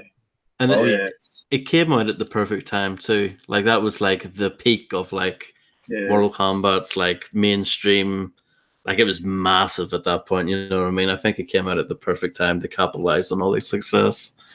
Yeah, I agree. Definitely agree with that. Yeah, man. Just like you guys, big fan of the movie. I remember first seeing it in the summer of '95. That's when it came out. It came out in the States August of '95. I remember that. And I went to Green Acres Mall. I remember I was 8 years old at the time. And Sunrise Cinema, which is no longer there. It's a flea market now. But yeah, man, that movie, it had so much anticipation. Like the hype for that movie was crazy. Cause like you guys said, man, like the popularity of Mortal Kombat was an all time high. Like it was like no other. In a sense, I'm kind of glad Jean-Claude Van Damme didn't play Johnny Cage because, like Ross said, man, like the terrible Street Fighter movie that came out in '94, it was just bad. And I remember seeing that movie, I believe in December of '94 because that's when it came out. It came out like around Christmas time, I think around that time. Yeah, it did. And I liked it, but then it's like watching it again, I was like, ugh, what was I thinking? I actually heard. I forgot to mention this. I actually heard that Brandon Lee was in line for the Johnny Cage character as well. Yeah, I heard that as well. I was gonna mention he was quite good at it, I reckon. Yeah, but he got killed, during the making of the Crow, which it's sad. Which is sad, man. But I think Lyndon Ashby, who played Johnny Cage, he nailed it. Well. He nailed it well, in my opinion. Yeah, he's fantastic. He was awesome. Very fantastic. Yeah, man. Like you guys said, like the scene with Johnny Cage and Scorpion, fighting each other. I think that's like one of the best scenes. Like, and like Kyle said, like with the eyes and all that. Even the fight with Sub-Zero and Liu Kang, that was pretty dope. You know what I mean? Yeah. I thought that was pretty dope. Love the comic relief in the movie too. I think that's something that was important too because with these games, it's mostly like fight, angry, kill this and that and third. But it was dope to have like a comic relief within the movie, like sly jokes and stuff like that. But it wasn't too much, Yeah. Everybody did their thing. Yeah, man, Katana looking fine as hell. Oh yeah. I do agree with Raiden. Yeah, like Raiden was good actor, you know what I mean? But the long hair is what killed me. But I got past it though. But Shang Tsung, he played that shit well. Yeah. Hell yeah. He played that really, really well.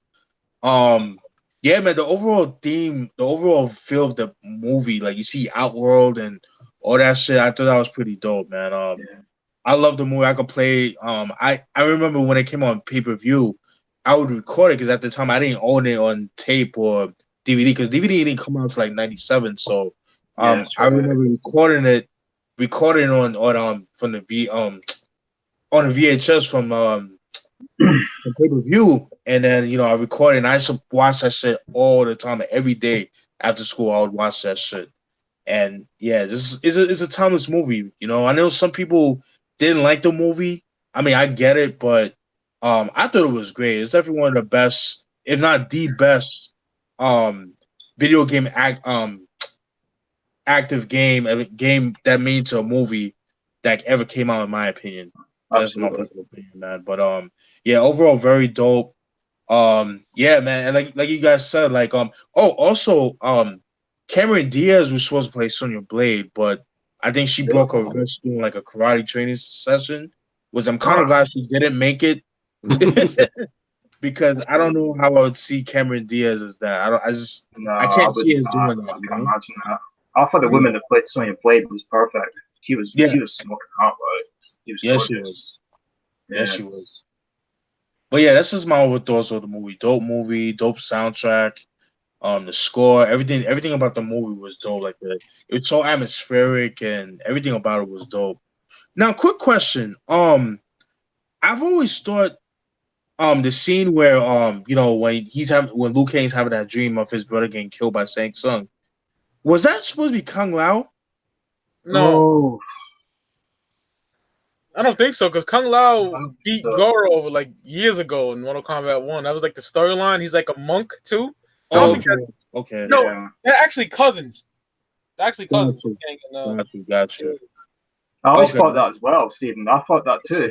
Yeah. Back I was 10 years old. Yeah, I thought that as well. Yeah. Because when I watched the second Mortal Kombat film, which was kind of meh in my opinion, I was like, where was Kung Lao? And then I thought, oh, maybe that was him that got killed by Shang Tsung. You know what I mean? We'll get to that. Oh yeah. Oh, yeah. Oh dear. That'll be a rotten tomato. Oh shit!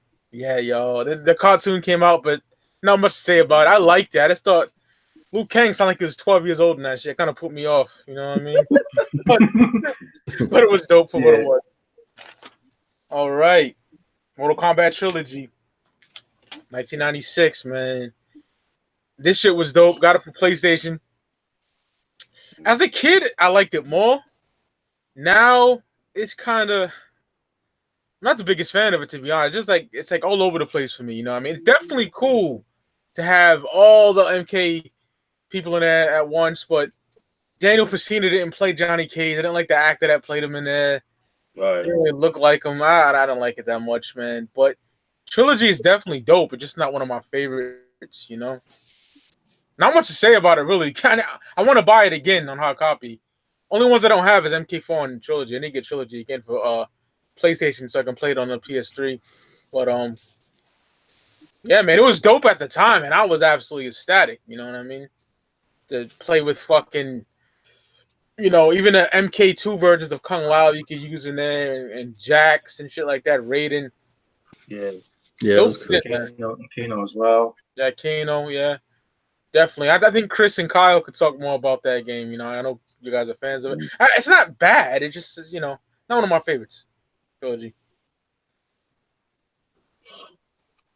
I just love the fact that they put other characters on one. That's what I liked about it. I thought it was strange though that you get Shao Kahn, Kataro, and Goro and Motaro, because I thought you have to unlock them or something. But they had them all in the game straight away. I thought that was really odd. You know what I mean? But I love the way they put it all together though, and I like the fact that all the arenas from Mortal Kombat 2 in it as well, and soundtrack and everything. I mean, the only soundtrack that was different was the Goro stage, but that was it. You know, that all the rest of them, and I thought it was really good. I do kind of wish though it did add the MK1 versions of Sub-Zero and Scorpion a little bit for some reason. Yeah. But instead they had the MK3 versions of them. Which was cool. I mean, I like the MK3 versions as well, but I just loved the MK1 and 2 versions because they looked like old school ninjas you'd see in a brutal old school Chinese, Japanese martial arts movie. You know what I mean? Fuck yeah, old school ninjas. You know what I mean? Yeah. But I like the fact that I added, you know, old Jax and old Kung Lao and Kano and Raiden. You know, that was cool. But that's probably my favorite game after Mortal Kombat 2, to be honest with you. And I also found it very similar to Ultimate Mortal Kombat, apart from the main bosses being the game. But I thought they would have have the main bosses in, but you have to unlock them. They didn't. They just put them in the game straight away, which I thought was strange at the time. Yeah, but it's a classic overall for me personally. Very, very big part of my childhood as well. I remember it for Christmas, and I was really excited. Oh yeah, I definitely understand that because as a kid, I loved it too. You know. Yeah. Definitely. Another thing I want to say about it is I thought it was really fucking cool that you could just play it straight away. It was no arcade version of it. You know what I mean? Just play it. Yeah, it's a good game. I think it's a great game. It's like it was definitely similar to Ultimate Mortal Kombat 3 for sure. I didn't mind the guy, the Johnny Cage character. I thought it was cool, but I thought it was kind of odd that he had the shades on, you know, during the fights. Yeah, I didn't like that, Kyle. I didn't like that. That's alright. I understand that. Yeah. It's a shame that guy didn't play him again, though. You know what I mean? Because he was good. Yeah. Yeah.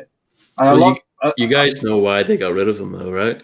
Yep. I remember you told me that. I was like, what the fuck? What happened? He did an advert for a rival game called Bloodstorm, and the advert was him dressed up as Johnny Cage, and the advert said, "Even Johnny Cage has moved to Bloodstorm" or whatever, and then he got fired from Midway after that.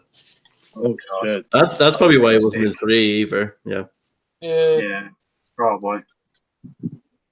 And even if you notice, the fatality where Liu Kang drops the arcade machine. The original MK1 arcade machine has Johnny Cage at the side. They took him off the side when that ran out. So that's how far that beef went. Jesus Christ. I didn't know about that, to be honest. Yeah. I always wondered that. Thanks for letting me know. No problem. I've always wondered that. Yeah, my opinion on Trilogy is similar to Mike's. I liked it a lot more when I was younger. I really bought into the whole gimmick, let's say, of being able to play as absolutely everyone, including the boss characters and everything. But looking back on it, it's kind of like it reminds me of like those ROM hacks that you see online, like just a bunch of random characters put together. Like they put Raiden in the game, but when you run with Raiden, he doesn't have a running animation. He just moves faster. It's like there's loads of weird stuff like that in there, and they changed stuff for no good reason. Like it wasn't made by the core Mortal Kombat team. It was made by Point of View, I believe. So it wasn't like the core Mortal Kombat people, and you can tell like they messed around with things for no good reason. Like the Pit 2, they renamed it the Star Bridge, and they got rid of the background and put like stars in the background. It's like, why? What's the point? You know what I mean? Just little things like that. It's like, I don't know. I liked it a lot more as a kid. Like I said, it was a cool novelty at the time, and I think it was put out just to be like a stopgap until MK4 came out. But yeah, I much prefer Ultimate Mortal Kombat 3 because it's actually balanced and stuff. MK Trilogy has a lot of weird bugs and glitches and stuff in it, and when you play the boss characters, there's no challenge in it whatsoever. You just go oh, and you win the game. That's it. So. And I didn't like the aggressive bar thing down at the bottom as well. I remember that. I didn't like that either. Yeah, I know you can turn it off though in the options, I think. But yeah, you can. Yeah. But it was cool. You know what I mean? I don't want to hate on it too much because it was like a good idea, but I think the execution could have been better. Yeah. That's my thoughts on that.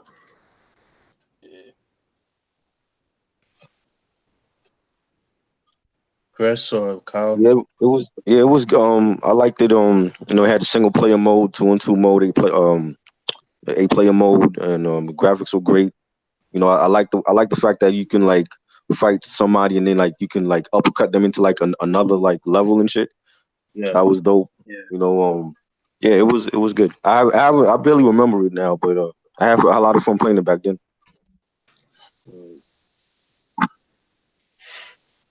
Okay, I'm the last one. Yeah. Okay.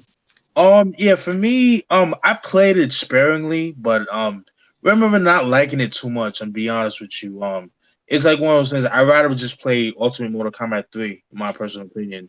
It just felt rushed. It just felt like a whole bunch of stuff. Just like a whole bunch of characters. I mean, it was cool to have like all characters from the first 3 games, and including Ultimate Mortal Kombat. But it was just like looking back, it's like, it's like one of those things. Like if it's too good to be true, that means it's not good. And this is one of those things. Yeah, you know what I mean. I didn't like the aggressor bar. I wasn't too crazy about that.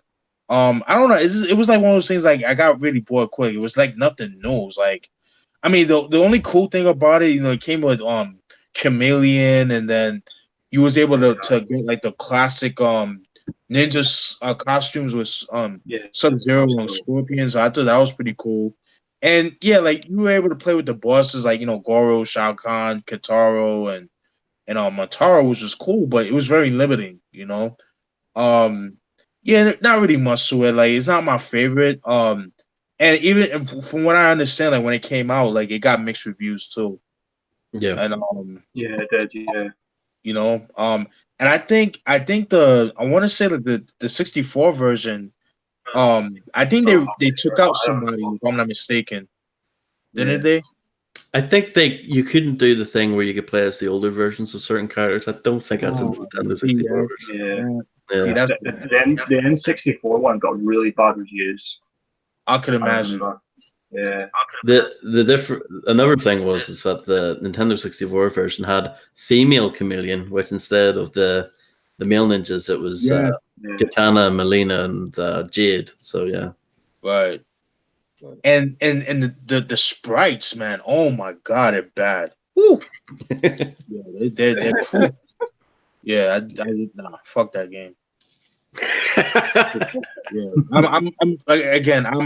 I'm biased to Ultimate Mortal Kombat 3. You know, I prefer that, even though, UMK3 didn't have, like the more characters like Trilogy does, but the gameplay overall for me was a lot better than Trilogy. Yeah, and Ultimate Mortal Kombat 3 had so many characters anyway. You know what I mean? Right.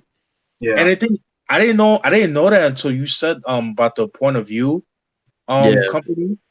So that kind of shows me, like, it's a quick cash in for Midway. It was like just thrown together. That's it. It was like a cash in, just like a tax write-off. That's how I see it. Do you know what I was surprised at back then? Because the thing is, when I got the MK3 for the PlayStation, that was a time, months before that was a time when MK1 and 2 arcade were popular. And my sister and father used to take me there. I was really surprised that PlayStation didn't remaster Mortal Kombat 1 and 2 on the PlayStation individually. I was really shocked at that, and I think it's unfortunate it didn't do that. Yeah, I thought that would have been better. You know what I mean? I agree. I thought that would have been cool. I mean, I love Trilogy personally, but I can't understand why there's mixed reviews for it. But I thought it could have been better if they did MK1 and 2 and 3 individually at that time back in '95. I think that would have been a much better idea, but unfortunately it didn't. I thought they kind of missed the boat with that, in my opinion. Absolutely. And if they could have done Ultimate Mortal Kombat 3 as well, they could have released that as well. You know what I mean? I thought that would have been amazing. I agree with Kyle, because that niggas would be able to hold themselves down until, like, the arcade collection came out on PS3. Because I was playing my Super Nintendo versions forever until when you got Deception, it came with MK1. That's right. Play it. And then when Midway Classic or Midway Treasures or something Midway like Arcade that, Treasures 2. Yeah, that joint. That's when I played MK2. And Shaolin Monks is in that motherfucker too. So that's right. Yeah. All right. You done with Trilogy, gentlemen? All right. Mortal Kombat 4, man. I remember this like it was yesterday, man. I was blown away at the fucking the cabinet because it had Quan Chi on it, and I was like, just touch on something. I just want to talk my shit about something. I got ahead of myself. Sub-Zero Mythologies came out in oh my god, 97. I ain't got nothing to say about it. All I remember was it being fucking trash. That's all I remember about it. And it was absolutely hard as fuck. Yeah. I did not like it. We got Shinnok, we got Quan Chi, but other than that, my nigga, this shit was trash. I got nothing else to say about it. Maybe y'all got. I mean, the only good thing about that game was the cutscenes. That was it. That was it. My uncle returned it. He bought it for me, then he returned it. Shit was trash. I never played it. Oh, you wouldn't like it, Ross. I know you wouldn't like it. Yeah, I know it's rare as fuck these days. It goes for a lot of money. Yeah, £70 on eBay. Yeah, it's a lot. They can keep it because I got Nintendo Mortal Kombat 1, 2, and Ultimate 3 for quite good prices, and the same with Trilogy and 4 because I started collecting all Mortal Kombat stuff, the new one this year. And I'm really happy about that. But when I saw Apologies for 80 quid, I was like, what the fuck? Yeah, it's hard to get. It's not even worth that. It's not even worth a tenner.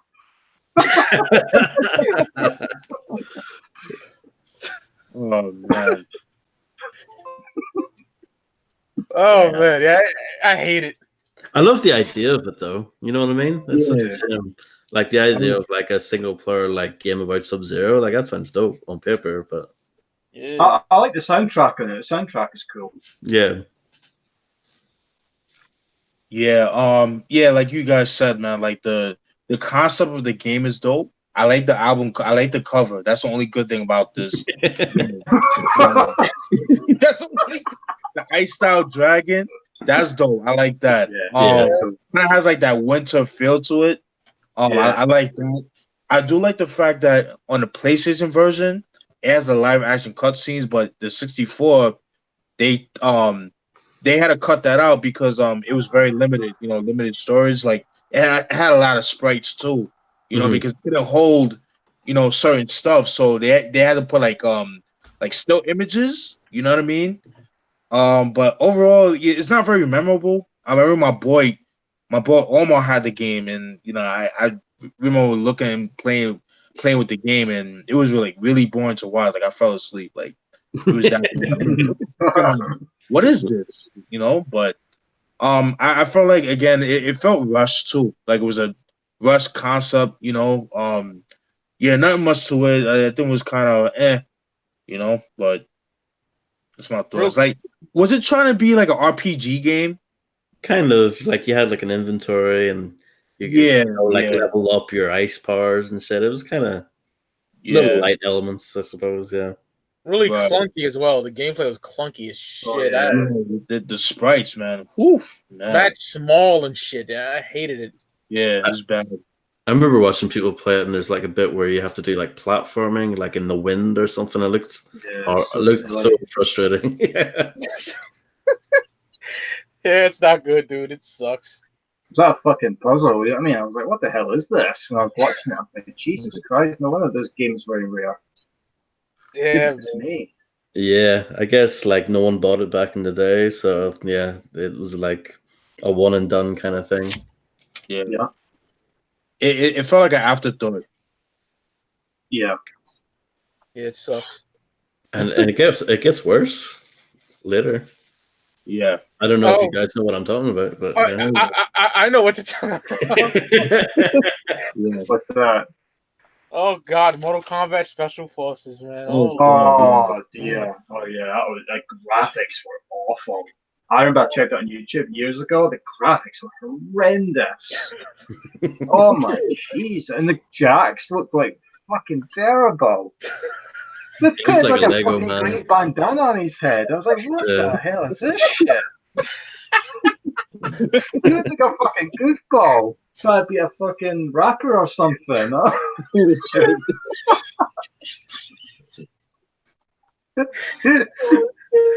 Totally watered them down. Oh god, what were they thinking with that? That's terrible, man. And Mortal Kombat 4, man. I seen that the cabinet at arcade called Lucky 13. I was there with my boy Adam, and we played it, and it was dope because it was like 3D for the first time, Mm-hmm. And I fucked with it, man. I liked it, man. I'm trying to remember the characters here. We got Quan Chi, which is from Mythologies, and thank God he's in here. The fatality where he beats you with the fucking leg. Oh, classic. Like, my God. Yeah. Johnny Cage looked cool in here, but he still had them fucking sunglasses on. Jax, Scorpion's back. Reptile looks trash. I don't like it. You look weird, yeah. Yeah, I don't like it. Liu Kang, Shinnok, Raiden, Raiko, was that his name? Yeah. Oh yeah, I'll talk about him in a minute. Yeah, Tanya. Some other people too. I can't remember off the top of my head, but Fujin. Fujin's cool. Kai. Yep. Remember that guy. And Jarek, yeah. Jarek is the white hair, correct? Kano knockoff, yeah. Yeah. Bootleg Kano. I want to get that game too on hard copy. I really want that because I do like it. Yeah, it's good. Yeah, not much to really say about it. I ain't played it in fucking ages, y'all, but I fuck with Mortal Kombat, definitely. I played it recently because I got it from eBay for a good price a couple of months ago. It's pretty good. It's a lot better when I first played it because I remember when Mum got me to rent it from Global Video, I was disappointed with it for some reason. I don't know why. I don't know. I think it was just because I was more into the first three. I think maybe I wasn't open-minded enough. But I play it now, I think it's actually pretty good. And it's fast-paced and brutal as well. Oh yeah. And I love Scorpion's look on it, and Scorpion's vitality when he turns into Scorpion and takes you in half. That was sweet. That was cool. And I really like Reiko. I think he's extremely underrated character, in my opinion. It's a shame he's not really talked about, because I love his end in the Mortal Kombat 4, where he takes Shao Kahn's throne and puts his head armor on. I thought that was really cool. And before that, he went to a portal. And do you know what I liked about Reiko? Because I used to watch a lot of old Batman and Robin cartoons when I was a kid. Reiko reminded me of Robin for some reason. He just had that look, that classic Robin look. I can see it. Yeah.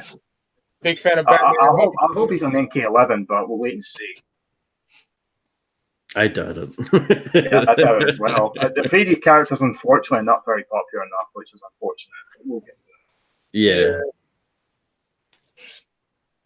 Yeah, I always liked MK4. I always thought it was kind of underrated. The gameplay wise, very similar to Mortal Kombat 3, despite, obviously the graphics being completely different and stuff.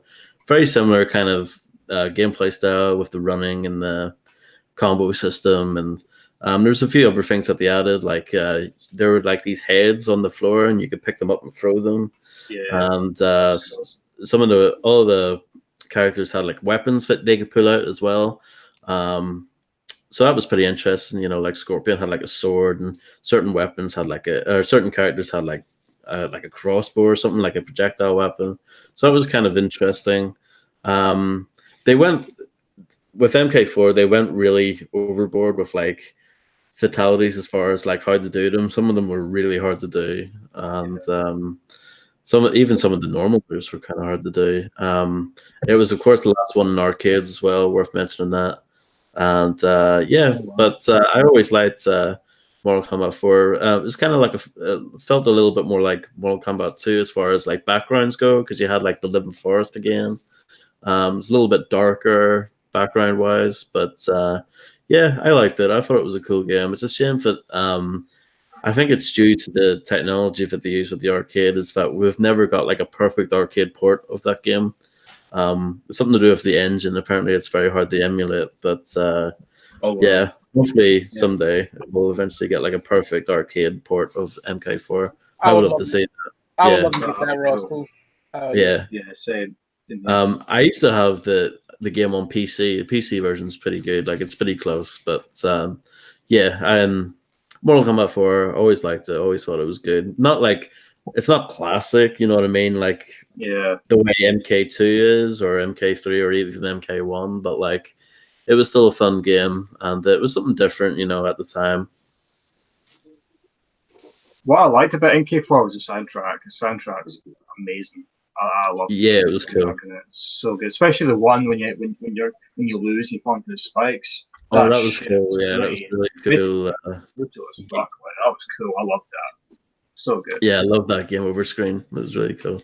I wasn't really a big fan of like the new characters though, to be honest, because they, like I said, I think they were a little bit like knockoffs of previous characters. Like Jarek was like Kano, Kai was like Liu Kang, Fujin was a bit like Raiden, so it was kind of like was that light skinned black nigga? Reiko was the best one. Yeah, Reiko was my favorite too out of the new niggas. Yeah, same. Who's that light skinned nigga there? What's that name? Kai, isn't that him? Yeah, there you go. Yeah, man. But I wasn't really a big fan. And the thing was Shinnok as well. He was the main bad guy, but like he didn't really feel like a boss to me. You know what I mean? He was just kind of like a small guy, and he was like a crapper Shang Tsung, because he would basically take over people's moves, but he didn't change his appearance. So he would just say, Sub-Zero, and then he had Sub-Zero's moves, but it wasn't as cool as Shang Tsung. And I don't know, he wasn't a very interesting character at that point. They give him more character later on in the later games, but some faults there, but that's still a good game. Yeah. Chris? I didn't play that one either. Jesus Christ. I only played like 3 of them. I didn't, like, the last one I played was in 08, so I don't remember like all of the other ones y'all talking about. Yeah, I remember this came out like what 97, right? Yeah. Yeah, I didn't play until like 98, like in the summer of 98. Yeah, that's when I owned it. That's when I got it. Finally, was in 98. Yeah, and I played the one for 64, and I didn't really care for it honestly. It wasn't like my favorite. From what I understand, like some of the characters came from mythology Sub-Zero. That's what. Yeah, that's right. Yeah. Yeah, it's just I don't know. Like I didn't like the fatalities. I didn't like the whole 3D look that it was going on because I noticed like around 96, 97, 98, they were kind of going for the whole 3D trend that I was going on at that time, and this was like no different. I didn't do much for me, and then like I guess it's like a secret character called Meat that Yeah, that's right. Yeah, I'm like, what the fuck is, I'm like, come on, what the fuck is that? Yeah, that was weird. I'm like, get the fuck out of it, that bullshit. Yeah, not a fan. I'd rather play Trilogy over this. Yeah, and Goro was in the home versions. That's right. Yeah, I like MK4 though, man. I like it. But I know I'm kind of going backwards here, but we got to talk about this when we get into Deadly Alliance. Yeah, Mortal Kombat Gold came out, but I never played that. But Mortal Kombat Gold was basically Ultimate Mortal Kombat 4. They added some characters like Sector and Cyrax and Baraka, Melina, Kung Lao. Yeah. So yeah, I mean that was kind of cool. I never played it myself, but like I thought it was pretty cool if they at least did like an updated version of MK4 and added those characters, Yeah, I never played it. I've seen it around, but I've never seen people play it. Mortal Kombat Annihilation film, 1997. Oh my god, son. Oh, yeah. It was a letdown. Huge letdown.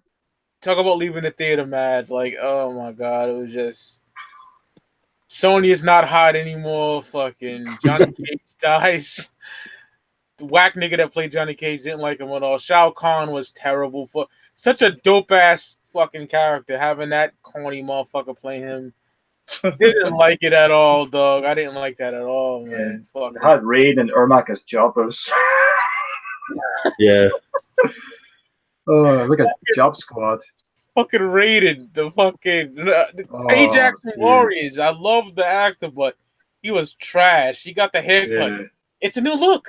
I was like, oh my god, man. That guy not in 40 hours, eh? Did it again? He was a bad guy. That guy who played Raiden, was he not a bad guy 40 hours film, Eddie Murphy? I think he was. Because he played the movie Warriors. He's Ajax, the character Ajax. Yeah, that's right, yeah. Yeah, man. Terrible. Yeah, he played the bad guy in the 40 hours as well. Fucking he wasn't the right guy for that character at all. No. Fucking Nightwolf was a little Indian in a cupboard. He was that nigga that was in there. I'm like, yeah. I didn't like it at all, man. Fucking. He's a rapper too. Yeah. Yes. And he's trash. I checked it out. He's not good. Oh man, can imagine. Yeah, man. Just I don't know, man.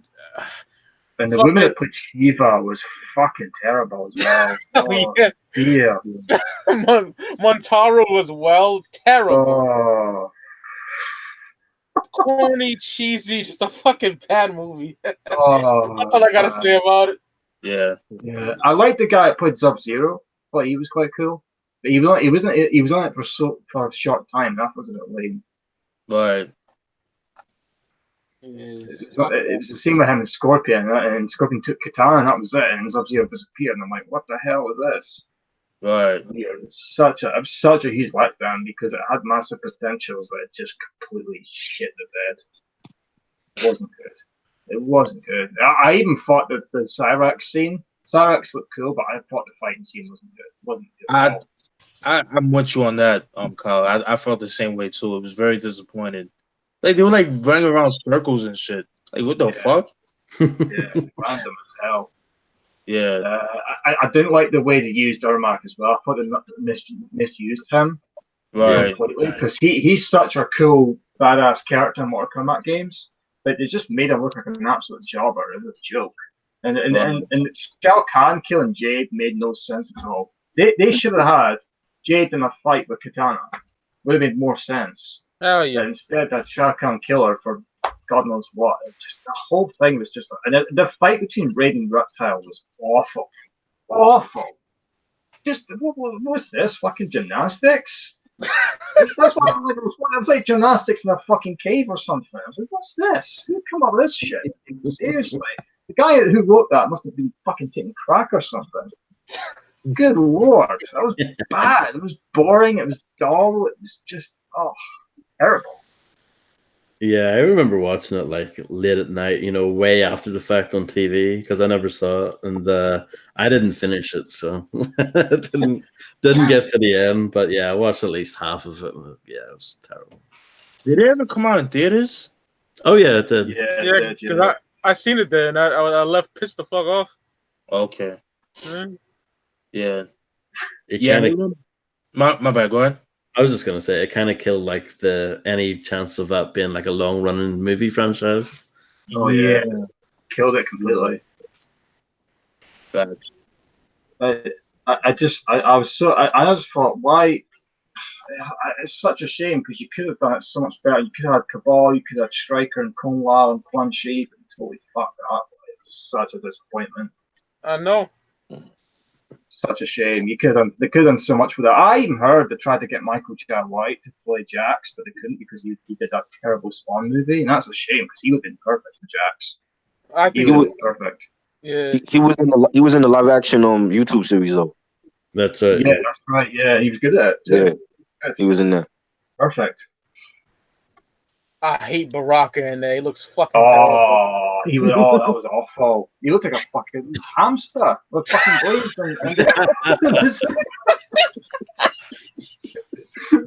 yeah, it was terrible. It was like Luke Kang and Katana were trapped with a rat. It was shocking, right? It was terrible. The design in his face, lame as fuck. I'm fucking dead, nigga. And Shiva was. I still can't get over how bad Motaro and Shiva were. Holy shit!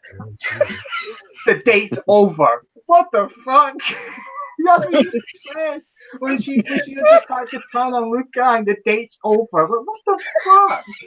It's so bad. Honestly.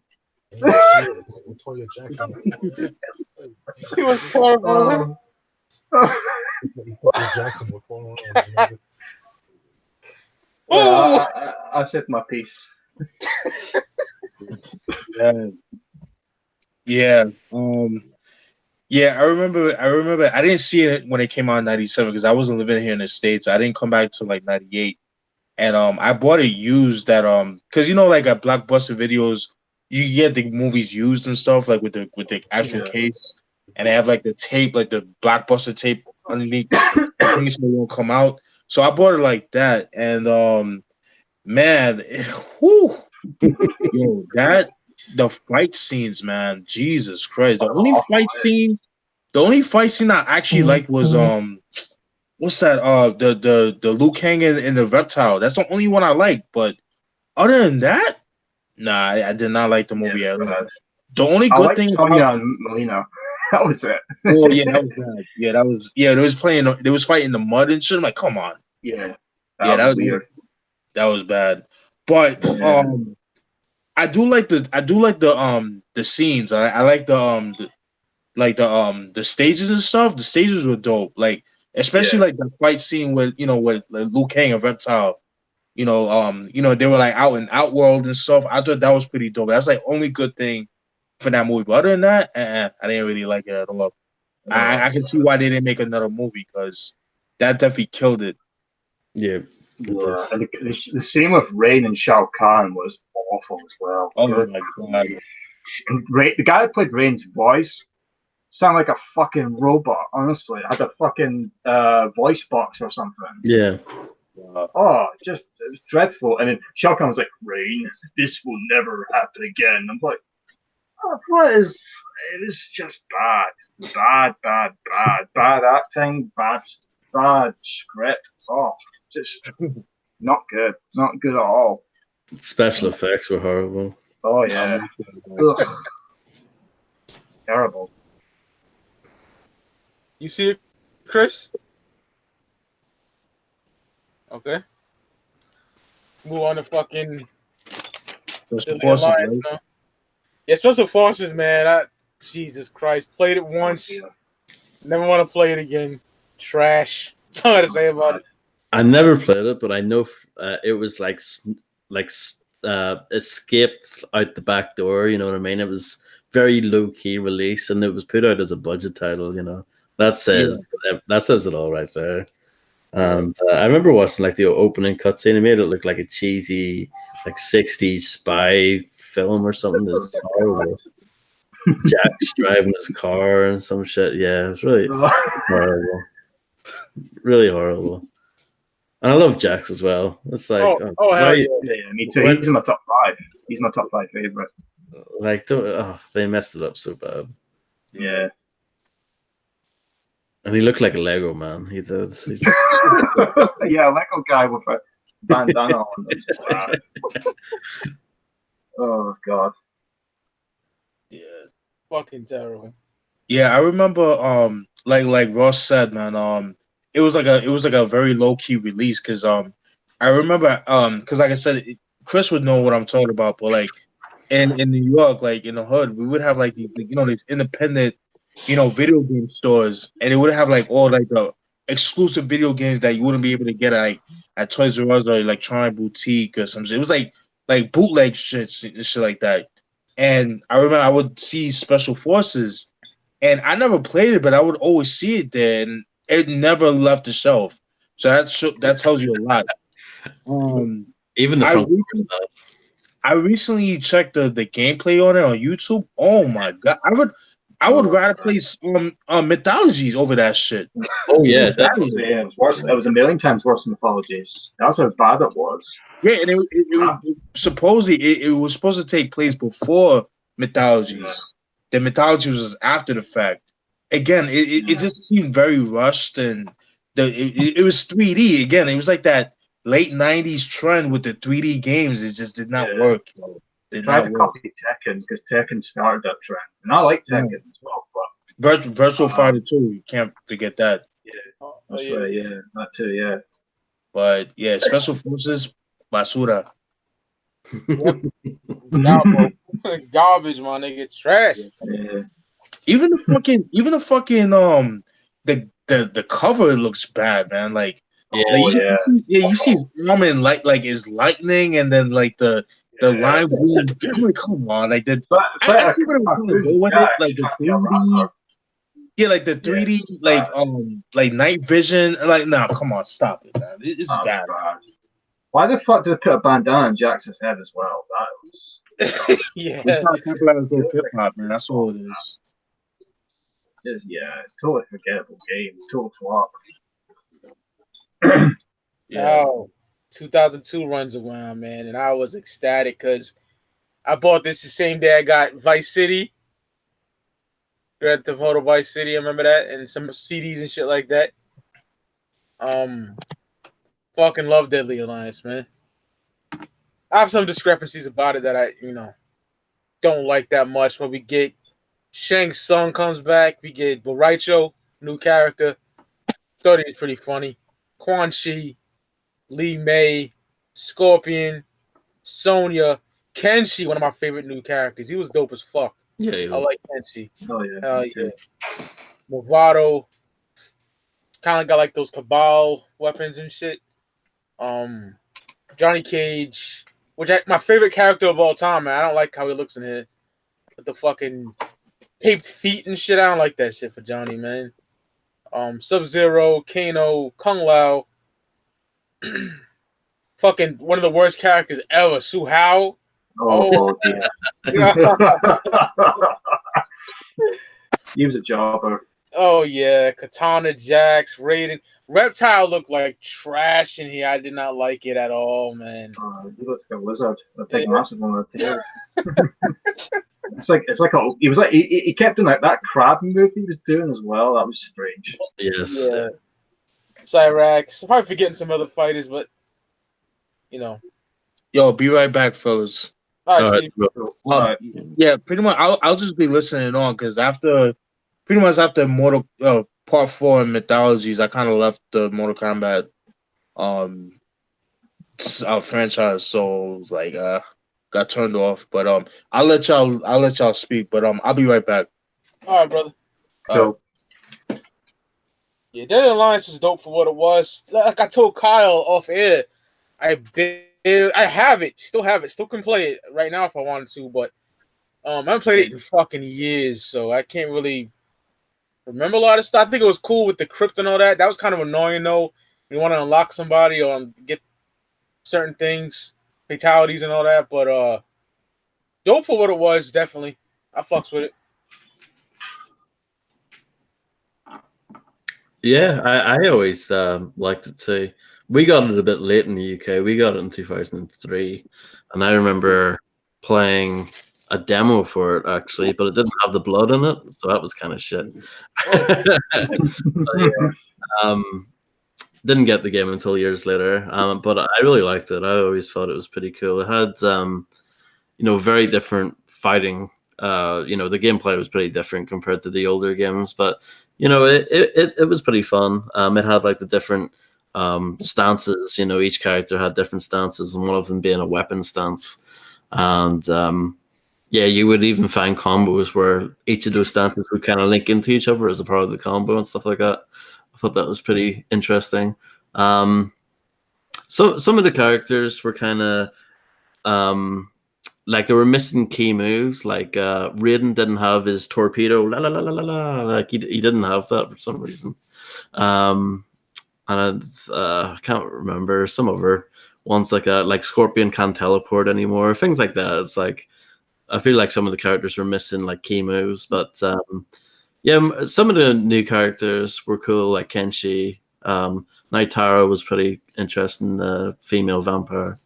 Boraicho, I guess, was all right too, but then you got other guys like Suhao and Mavado. I didn't like him. The Draman, who was kind of like meat from Mortal Kombat 4, but with blue mask. Yeah, it was like the insect version of meat. Yeah, and of course the main boss in the game was the Deadly Alliance, which were Shang Tsung and Quan Chi. And the sub boss was a guy called Moloch, which was like a kind of like a monster, kind of like similar kind of background to Goro's Lair in the first game where you fight him in. I remember just spamming combos to beat him though. I think that was the tactic. But yeah, I liked Deadly Alliance, but the actual story mode wasn't very good. It was kind of like a drawn out tutorial where you basically had to do certain moves at certain times. It wasn't that good, and like the story was just text in between those stages. It wasn't that good. I like the crypt though. I thought that was a great idea, and that's something that they've carried across into most of the other games since. So I always liked that because it kept you playing over and over and over again. I think the game would have got boring if it didn't have the crypt in it. It kept you playing to, just to unlock everything, and they put in some pretty cool stuff in there, like videos and concept art, and along with characters and stuff. I thought it was a really neat concept. So yeah, always liked Deadly Alliance. Thought it was a cool game. So yeah, that's my thoughts on that. Yeah. I remember finding out a bit more about Deadly Alliance back in like late 2003. This was like late 2002. Sorry, pardon me. I didn't really know much about it because I was basically busy playing Grand Theft Auto Vice City when I was playing PS2 because that was the game that was really popular at that time. But once I found out that Deadly Alliance was released after Christmas, at some point in January, I went and picked it up. I saved up some money and I went and got it. And I remember playing it. I really liked it. I thought it was really cool. I really loved the looks of Scorpion Sub-Zero. I loved the fact Scorpion's had his sword on his back. Yep. You know what I mean? I thought that was really cool. And I really liked the story with Quan Chi and Shang Tsung. I thought killing Liu Kang was weird, but it was done really well. I thought. I liked it. Yeah. Yeah, I thought it was cool. The soundtrack in that I loved a lot. thought the soundtrack in it was really, really awesome. I also, the new characters, well, I thought Drum and Suha were very lacking. Yeah. Bravado was okay, but I really liked Kenshi. I thought he was probably the best one of the new characters. I thought he was, and Frost was pretty good too, but Kenshi was the best out of a lot. He was a really cool addition to the game, in my opinion. I love his whole gimmick and his moveset.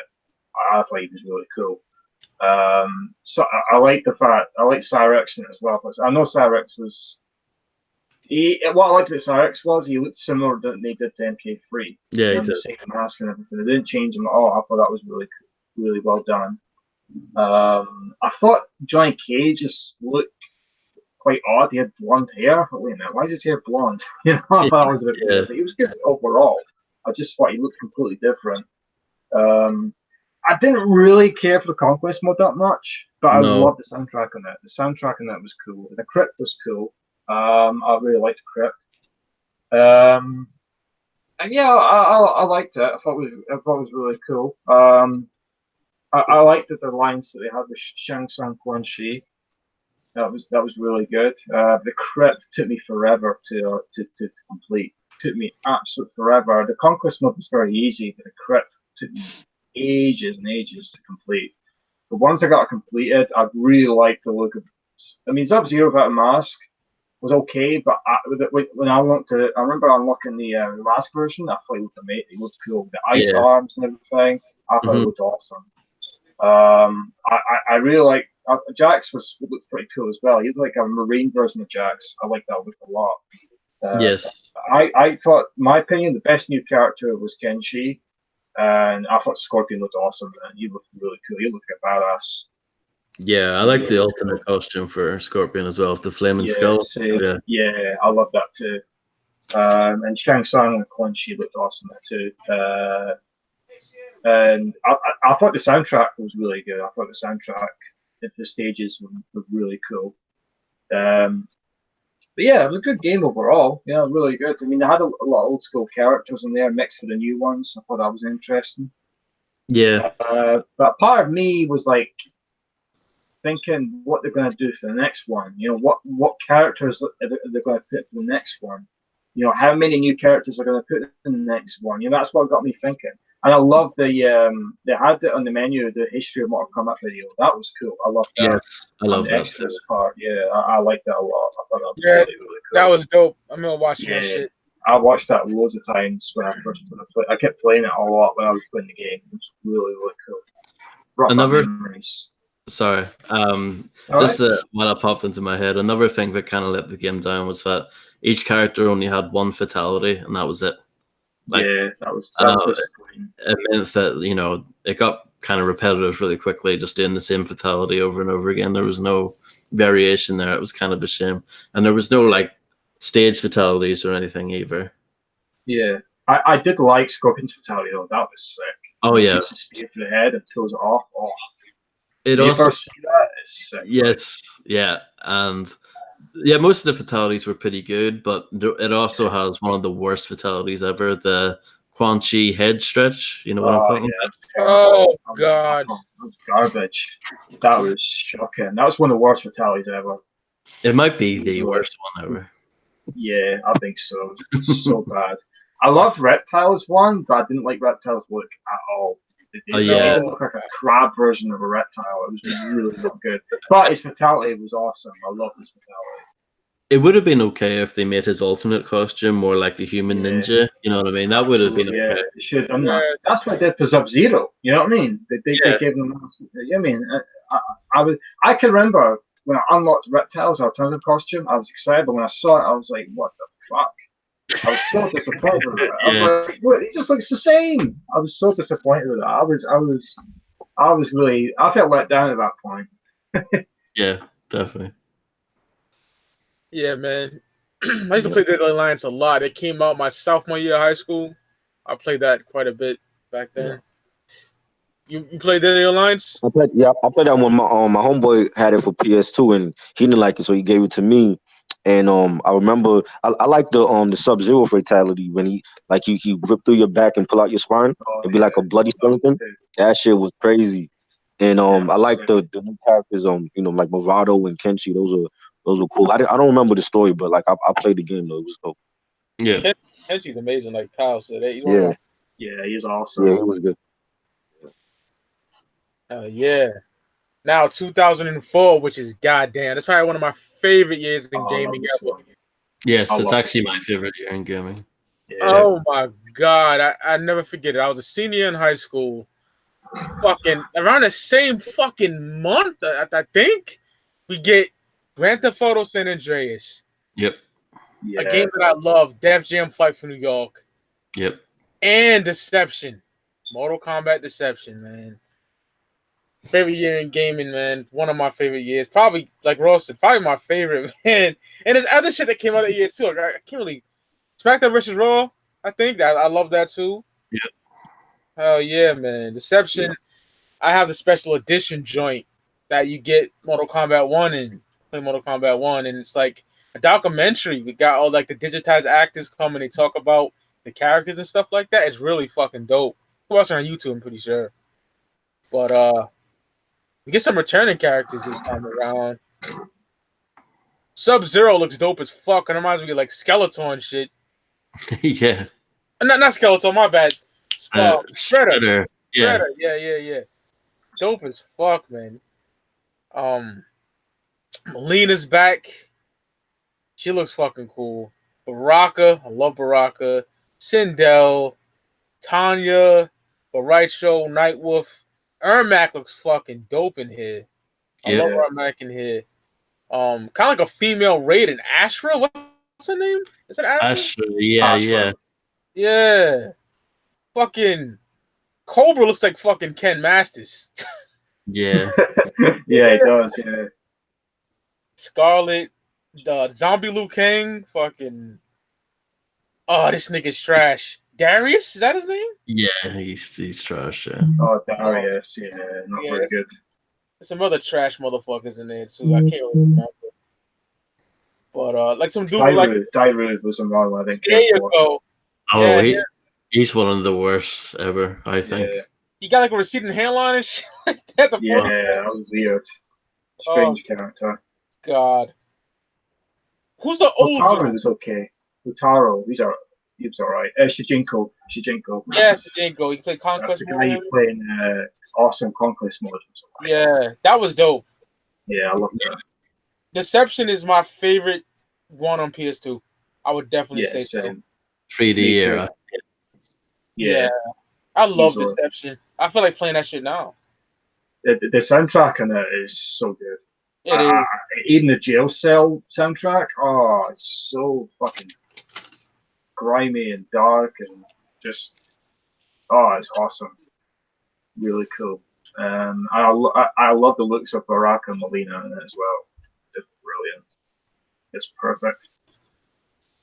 And I can remember I actually got my 17th birthday back in November 2004, I think it was. Yeah, November 2000. Yeah, and I can remember getting a couple of days after my birthday, and I just kept playing it for hours after school, hours and hours and hours. Like when I get home from school at 3 o'clock, I just go to my room and play it for ages until I have dinner, and go back to it later on.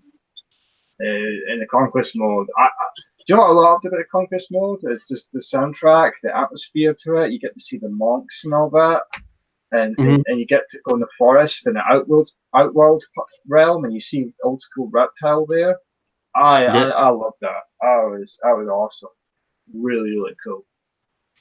It was like a journey that was going back to the old days of Mortal Kombat. And then when you go up to Shao Kahn and you hit him and he punches you, and then he says, "What's he said again? You fool," or something like that. I laughed at that part. And then you just get up and then you go into another mission, and I thought it was really interesting, the whole Conquest mode. And I think I like the fact you get different realms and stuff. I thought that was really cool. You see Shijinko getting older as well. Yeah, really, really cool concept. I loved Ermac in it though. Oh my god, his look in that game is so good. Really, really cool. He looked like a badass ninja in that game. He's actually quite well liked. You know, I really like him a lot. And the new characters, I thought Cobra was okay, but he looked too much like the Ken from Street Fighter, like Mike said, and he did. But absolutely. Dairyu and Darius, though, didn't care for those two at all. I liked Kira. I thought she was cool. She was in the Kano's Black Dragon. I thought she was good. Hotaru is okay. He's decent. Ashra was alright as well. Ashra's decent as well. I like Sindel too. I like the fact you get the saves of Tanya in the story mode before she didn't go. I love that part. But Tanya was hard to beat. Oh my god. It took me ages to beat her. Ages. She was cool. Really underrated character. But I'll tell you one character I absolutely love in that game. Havoc. Yeah, I like Havoc, yeah.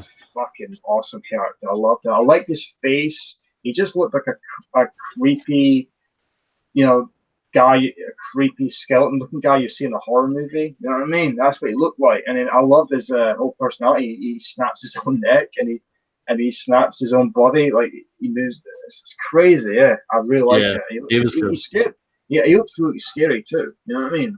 And then I love his moveset and everything. His fatalities were brutal too. But he's probably one of the most underrated characters ever, in my opinion. I just Googled Havoc now. He looks fucking dope. I forgot about his name.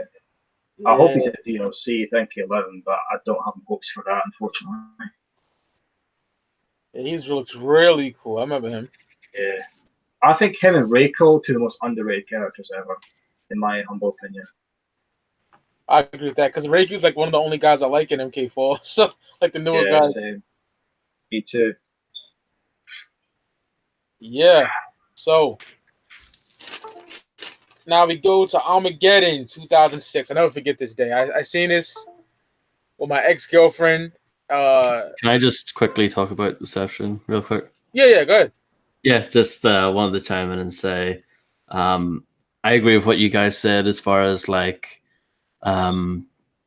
it kind of built on Deadly Alliance. It took all the faults of Deadly Alliance and fixed them. You know what I mean? There was more fatalities. They even added Harakiris. The suicide fatalities that you could quickly do. And they added stage fatalities. And I thought the backgrounds were awesome. They even did like some remakes of like old levels. Like the Deadpool from Mortal Kombat 2. I thought that was awesome. And they even had chess combat and the puzzle combat as well. I thought they were like fun to play. You know what I mean? Fun distractions. So yeah, just thought I'd mention those real quick. Yeah, love Deception. Yeah, thanks for mentioning Harakiri. I thought that was really fucking cool, man. Yeah, and I think it's the only one to ever do that. So yeah. Yeah, that was cool. Harakiri. That's what it's called. Yeah. Yeah, man. 2006. I remember the same day I got the game was the same day that Texas Chainsaw Massacre, the beginning, came in theaters. And me and my girl went to go see that at the time, and love that movie. Lloyd Banks' Rotten Apple. I got that CD the same day I got Armageddon. But I'll be honest, y'all, I'm not the biggest fan of Armageddon. Yeah, it's dope as fuck. You got all the characters, kind of like a trilogy again. Yeah. But like the fatality idea, I didn't like that. Like make your own fatality and shit. Yeah, I hated that. You're just tearing fucking limbs off at this point. You know what I mean? Like that was the only part I didn't like about Armageddon. I like it, but I didn't like that fatality part at all. I thought they could have done so much better with that. The look of it was dope as fuck. I like the look. Oh yeah, same. And it came with like this dope ass fucking portrait if you pre-ordered it. Oh, which I still had that picture. I probably do somewhere around the fucking crib.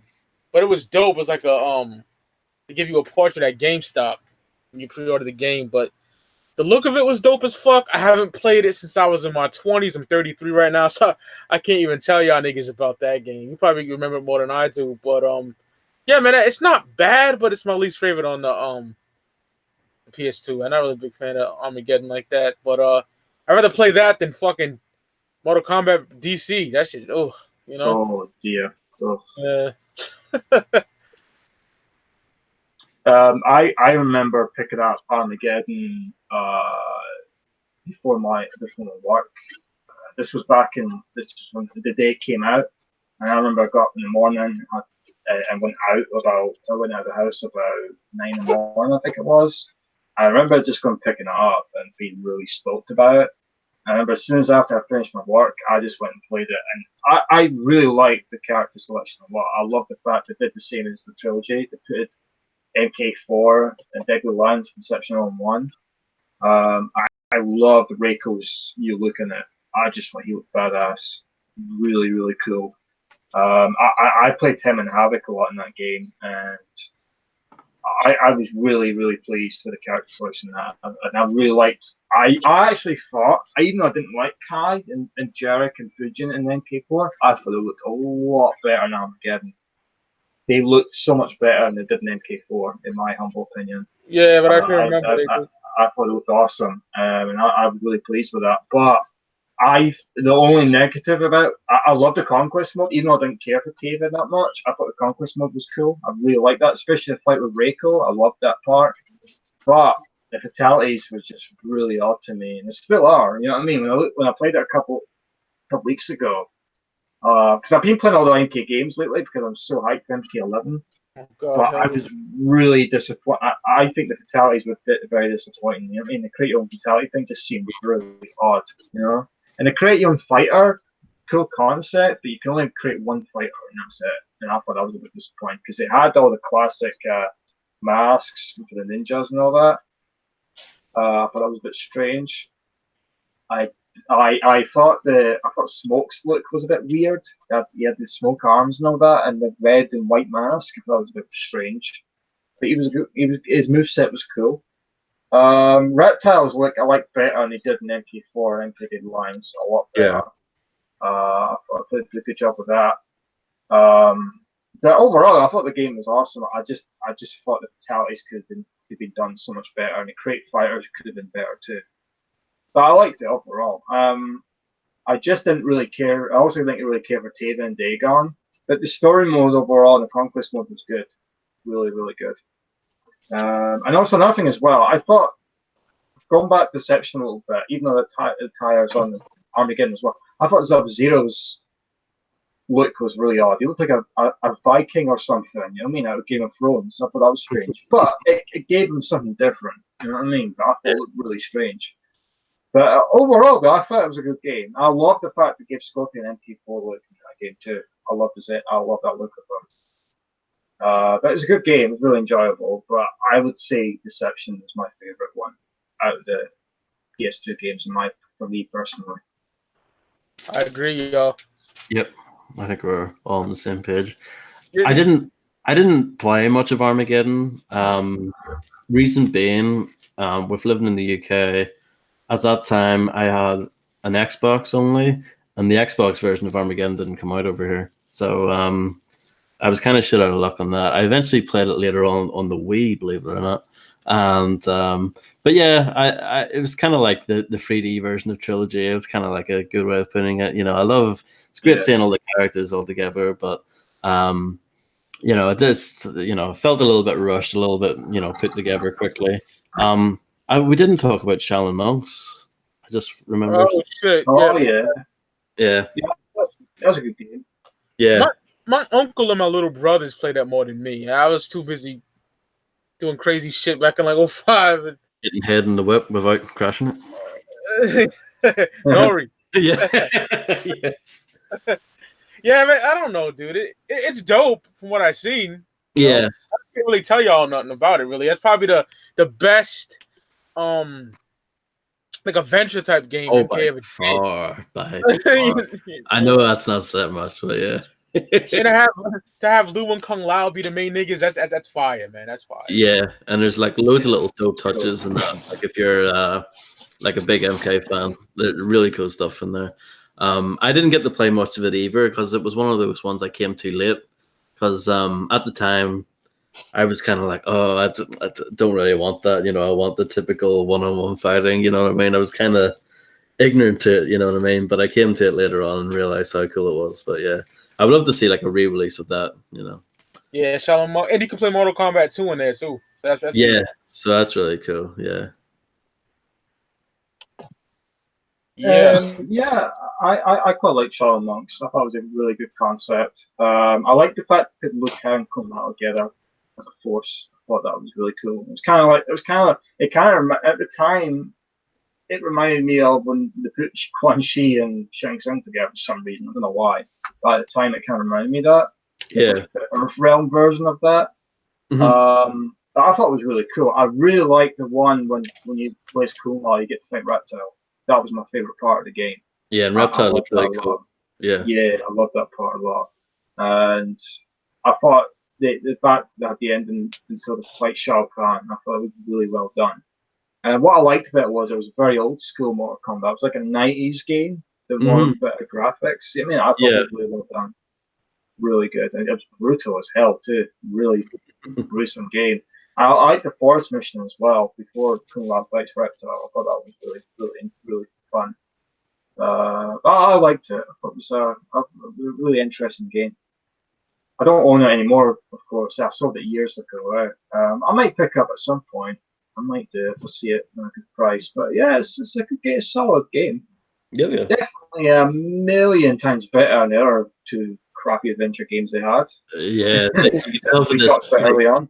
You can tell like the main Mortal Kombat team working on it and making sure it wasn't shit. You know what I mean? Yeah, definitely, absolutely. Yeah, man. Now we get 2008, 2009. I can't remember the fucking year. Yeah. Oh, no. Mortal Kombat versus DC. I fucking hate this game. The big pile piece of shit, that game. It is. I'm a big hero guy. I love DC. But that shit is doo-doo, my nigga. I don't like that at all, man. It was bad. Really, really bad. I can't. I'm gonna give y'all the floor because I don't remember that shit. No, I remember liking it. To be honest with you, Mike, I don't remember either. It was that bad. I hated it. When I played it, I was like, "This shit sucks." It was just terrible. So I have to be the voice of. I don't know. I guess I have a different opinion to you guys because I actually liked it. All right, fair enough. Yeah. It was the first Mortal Kombat in HD. That was nice. You know what I mean? I thought the Unreal Engine looked really nice and everything. The graphics were cool. I thought the fighting was good. You know what I mean? I thought it played really well. I think one of the reasons that a lot of people didn't like it was obviously the lack of gore and violence. You know what I mean? With DC being involved, you can't unfortunately rip off, Batman's head or whatever, which is a shame.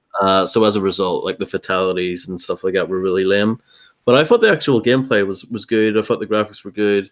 My only issue was that there wasn't like a lot of replayability. You had the main story mode, which had two campaigns. You had like the Mortal Kombat version and the DC version. I thought that was cool. That set up the like NetherRealm storytelling style that they would later do in both the later Mortal Kombat games and Injustice. With each different chapters representing a different character. And they did a really good job of, putting cutscenes in between each fight and making it really interesting. That was the first game to do that. And but once you played through that and you played through the arcade mode, like there wasn't really anything else to do. There was no crypts.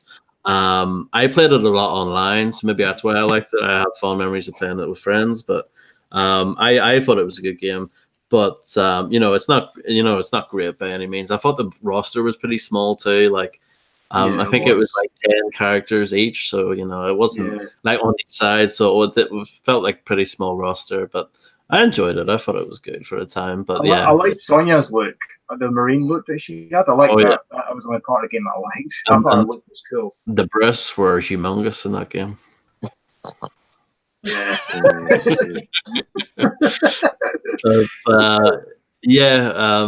I get why people don't like it, obviously, but I thought the actual gameplay wasn't bad. You know what I mean? I thought you could see parts of it, leading towards MK9. You know what I mean? It started off and there's like the sort of starting point. Was there. Midway. What year did Midway go under? Was it 2009? 2009. Yeah. Yeah. Wheelman was the last Midway game. Yeah, that's right. I'm glad you like it, Ross. I hate it. So see someone give it props. Sorry. Some people out of you liked it, and some other people out of you hated it. So it was kind of. I It was think decisive, I yeah. don't know. Yeah, and that's okay because everyone's got different tastes when it comes to video games, and there's nothing wrong with that. I don't know. Yeah, I remember a lot of people hated it, and some people liked it. I knew. What do you do? It is what it is. Chris, you play this? Yeah, it was. I didn't like the story either. It was like the whole way that they came to like how the Mortal Kombat universe and the DC universe came together. I didn't like the story, but I remember like I think for like each DC character they had like a cut scene and how they went into battle against the opponent and Batman had some good fighting moves though, because he did a move where like he would use his cape and he would like drill himself into like into like the ground, and then he would come back up and like uppercut you, and then he had like a move with like the batarang, and Superman's fighting moves are good because he used like his secret vision or whatever, and I didn't like the story though, but the graphics were good, the gameplay was good, and that's really about it. I didn't even finish the game. I remember like playing it a couple of times and closed the GameStop.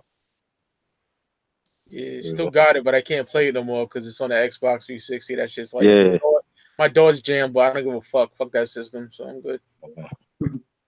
But yeah, 2011, y'all. This man, I swear to God, this probably up there in my top 3 MK games of all time. Oh, me too. I fucking worship this. MK9, Mortal Kombat. And I was going to ask you guys, especially Kyle and Ross. I know you guys are real experts like me, but what the fuck is Mortal Kombat 8? What is that? What is that? Because I don't know. People call this 9. What is 8? DC Universe. DC Universe? Yeah. Okay. I never counted that. Okay, there you go. But this shit, man. Oh, my God. You get all the characters from the first 3. Yeah. Yep. The story is amazing. Oh, yeah. And you can find out that Cyrax is a black dude. That shit was fire. You know what I mean? Like, man, I love this fucking game. You get the fatalities are amazing. The fatalities are funny. Fantastic, man. Especially the ultimate way to play this is the collection version. That's the best way to play it, in my opinion. You get all the characters and stuff like that. Scarlet, Liu Kang, Kung Lao. Freddy Krueger, yeah, from the Nightmare on Elm Street franchise and all that. Kratos from God of War. Yeah, Kratos too. Yep. Yeah. That was dope. All the characters. Scarlet's first game as well. Yep, that's right. She was fucking ill in there, man. Yeah. Quan Chi. Everyone from the first 3, man. That game is amazing. Brilliant. Shao Kahn looks dope as fuck. Oh, yeah. He was brilliant. I love playing against him in the main story. That was awesome. Love the main story. My boy Johnny Cage looks dope as fuck. Oh, yeah. His fatality is fucking ill. Yeah, Mortal Kombat 9 is a fucking masterpiece, y'all. I get it a 5 out of 5. It's one of my favorites, definitely. The reason why I love it so much because it just brought back memories of playing old Mortal Kombat. Oh, yeah. I thought the graphics could have been better, but I didn't really care because it was so fucking good. And the story mode was just phenomenal. I mean, I just loved the story mode so much. It was so good. So good. I just loved it. And I loved the fight at the ending with Raiden and Shao Kahn. It was just perfect. And I tell you one thing, I was completely shocked with. I couldn't believe Scorpion's fatality with his sword. Holy shit. And he chops you in half and chops the head off and cuts the head in half. Yeah. That was brutal as hell, honestly. The fatalities in there are just sick as hell. I love the Noob Cybots one as well. Oh yeah, pulls him in half. Yep. Yeah. I really like the fact that I added old attires, for the ninja characters and for Melina and Jade and Katana. I thought that was really cool. I just love the whole thing, and also the old stages, and it had the themes remix that were done well. I thought it was really, really well done. I still play it sometimes now. You know what I mean? It's so good. Yeah, Really same, good game. here. Same here, Yeah, man. brilliant. It's fantastic. And Kenshi was awesome too. I love the Kenshi in it. I thought that was awesome to give it the DLC. Even though I never really cared for Raiden that much, he was awesome in that game too. Really cool. And his stage fatalities were just brutal. Oh yeah, really brutal. One part I did love about the game was when Cabal got burned. That was really cool. You know, yeah. I thought that was really interesting. Yeah, The story in that. I thought that was really well done. And I love Scorpion's one as well when he kills Sub-Zero's brother, sets him on fire by taking his mask off. And he thought he killed Sub-Zero, but he found that he didn't. I thought that was really well done. And I'll tell you one thing I got stuck on really bad was when you had to play Liu Kang against Quan Chi and Shang Tsung. That shit was hard as hell. Took ages to beat both of them. Ages. But it was done so well. And I love Shao Kahn's arena in the game too. It was like a fucking lion's den, you know what I mean? You've seen that Spartan movie. Loved it. So cool.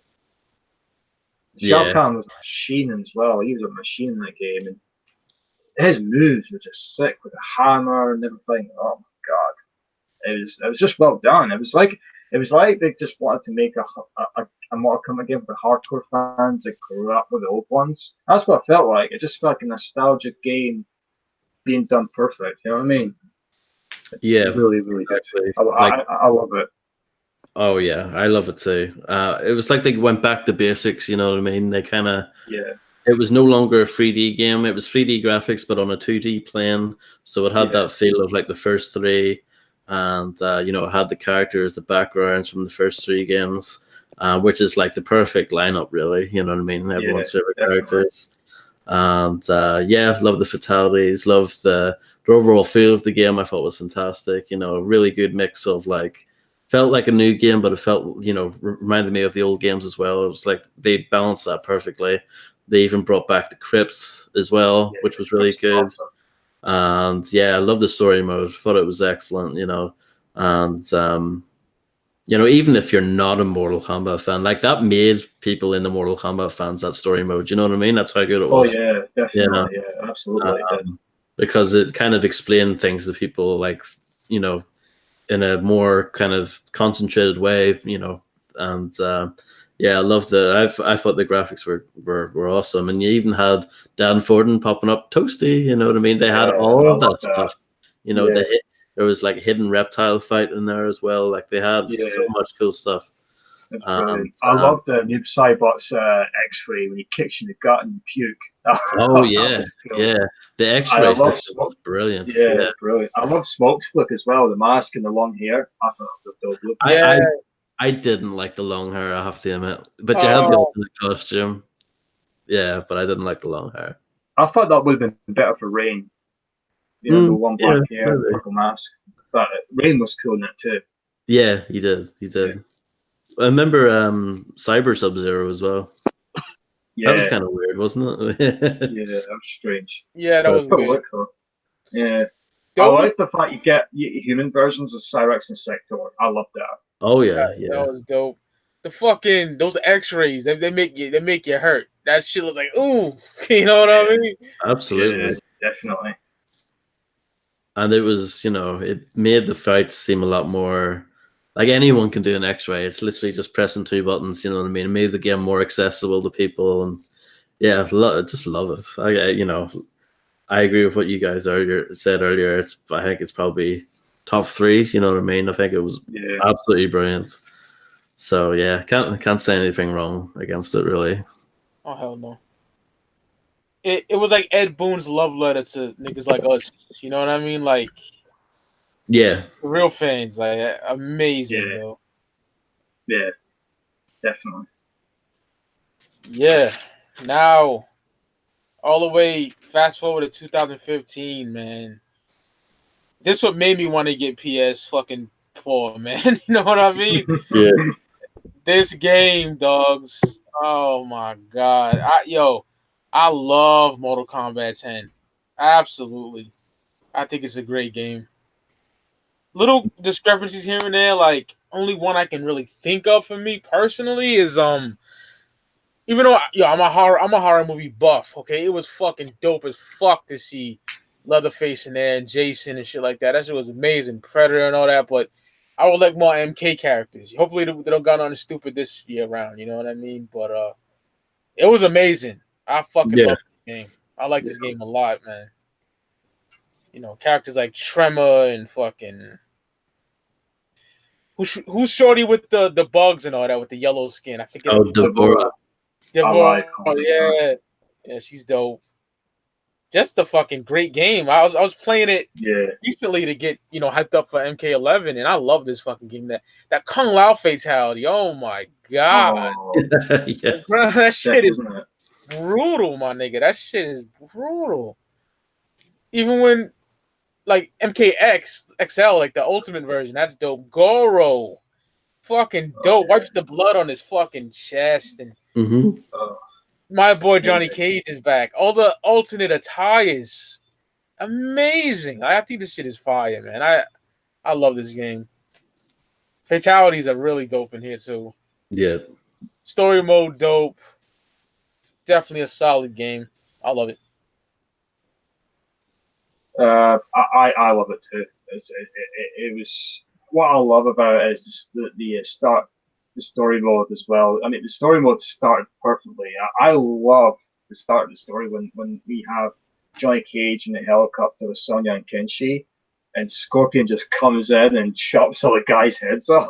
Before that, he puts his spear for the guy's head that was riding the helicopter. Oh my god, that was awesome. And you have the Revenant Sub-Zero freeze one of the special forces and taking his head off. Oh, just incredible! Like, what a way to start the story. And one of the things that really excited me about the game was seeing Kotal Kahn and Erron Black. I fell in love with Oh god! And Erron Black totally reminds me of Boba Fett from Star Wars, like completely. Yeah. Just fantastic. And Kotal Kahn looks like a Greek warrior that if you fuck with him, you'll chop your head off. You know what I mean? Just awesome. I just love both characters a lot, and Deborah was something different too. I thought I wasn't too keen on when I first saw Cassie Cage, Jackie Briggs, Takeda, and Kunjin, but I thought they did an excellent job for them in the story mode. Really, really good, and they made you more interested in those characters as well. You know what I mean? And I love the looks of Scorpion, Sub-Zero, and Reptile and Ermac. I thought they did a great job with them. Oh my god, that part when Scorpion cuts Quan Chi's head off. Holy shit. And it did it in slow motion as well. And that scene when Deborah killed Melina, oh, that shit that had me like, what the fuck? That was brutal. I didn't think it was as good as the MK9 story mode, but it was still awesome. Yeah. But I thought they added too much guest characters, but despite my opinion on that, I thought Leatherface and Jason and Alien Predator were perfect fitting for a Mortal Kombat game, absolutely without a doubt. You know, and they were done so well too. And Jason's fatalities are sick, absolutely brilliant. And I love the Predator in it too. Predator was awesome. I remember I kept playing him against Cyrex and Sector, Snipers Sub-Zero and Smoke. That was quite interesting. But yeah, I like the fact you get classic skins as well. That was really cool. But the biggest thing for me was Erron Black and Kotal Kahn. I just thought those two were just awesome. And interactions as well, when they added that, I thought was brilliant. I love Johnny Cage in it too. I thought Johnny Cage was done perfectly. Really well done. Especially interactions with the Scorpion. That shit's funny. It's so cool. And the story of Scorpion was really good as well. And you get to see him in Sub-Zero, you know, put their beef aside. I thought that was very interesting. But overall, I really liked it. I thought it was absolutely brilliant. The graphics are fantastic, and Yeah, just a great game. Really, really good. And Kotal Kahn and Black were just done so well. I can't wait to play them in MK11. I'm really excited and stoked about that. I've been excited about a game like this in a long fucking time. This, I am ecstatic, brothers. Me too. I love Cassie Cage's fatality with the cell phone, the selfie and shit. That shit is fire. Yeah, really cool. Oh, yeah, I really liked MKX as well. My only criticism of it would be the backgrounds. Like a lot of the backgrounds, they're kind of bland. Like they're kind of dark and not as as memorable. Yeah, there's a lack of options there too in the Raiden. That was a bit of a letdown for me. I think they're going to fix that with MK11 though. With the Fight Club and the desert stage and stuff, a bit more colorful. You know what I mean? MKX was also the first one to have variations too. So you had different versions of each character, 3 different versions, and it would just change up their moves slightly, their special moves and stuff like that. I thought that was really cool, to kind of give you I don't know, it just kind of added more variety, you know what I mean? If there was a character that you didn't like, maybe you would like a different version of them, you know what I mean? It was a pretty cool idea. Yeah. And I mean, I thought they did a great job with all the different characters. I'm not a big fan of the combat kids, as people call them, as far as the way they look or anything, but I thought they played good, you know what I mean? From a gameplay perspective. Yeah, definitely. I think Cassie Cage was the only one that I really liked. I'm a bit surprised that they're bringing Jackie Briggs back for MK11. I'm kind of shocked. It's I don't think anyone was asking for that, but whatever. I love Jax in MKX. He's one of my favorite characters in there with the rocket launcher and the machine gun and stuff. And that's brilliant. Yeah, he has that fatality where he puts their arms inside their body to make a little T-Rex. Yeah, awesome stuff. I loved it. I thought it was a brilliant game overall. Really smooth, visuals. The animation's top notch, and the story mode was great as well. Of course, they had the crypt, and this one you actually explored the crypt. You know what I mean? You use different items to get to certain places, and you would occasionally get attacked by a spider or whatever. It was pretty interesting. So MKX was great, man. I'm really looking forward to MK11, like you guys. So excited. Oh yeah, man. Oh yeah, I'm excited. I tell you what, I'm stoked about playing as Scorpion against Noob Saibot. Yeah. Oh my god. Yeah. Before we go, I want to talk about what y'all thoughts on the beta. But before we do that, big shout out to my boy Nitro in the chat. We did a Metallica discography breakdown in Pantera. He's fucking cool, man. Oh, nice. Yeah, he said he's excited for the game too. That's what he said in the chat. Shout out to Nitro. Nice. Yeah. Yeah, yo. The beta, I fucks with it. Online is pretty tough for me because there's some hard motherfuckers on there. But I was playing a little conquest thing. Conquest. My bad. The tower. Tower. Playing that for a while and kicking ass in that. Yo, yeah. I actually streamed it live. I streamed it. Fire! I can't fucking wait, y'all. I cannot wait. Johnny Cage, man. Oh my god. The shit they showed? Oh yeah. What's your thoughts on the beta? I enjoyed it. Oh yeah. I love it. I love the variations. You get to change the costumes of the characters, especially Scorpion's one. So good.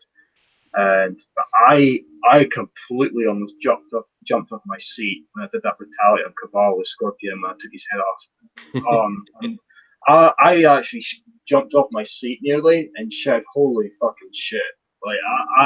His spine came out and everything, blood pouring out of his head. Oh my god! And Scorpion breathing fire through his mask.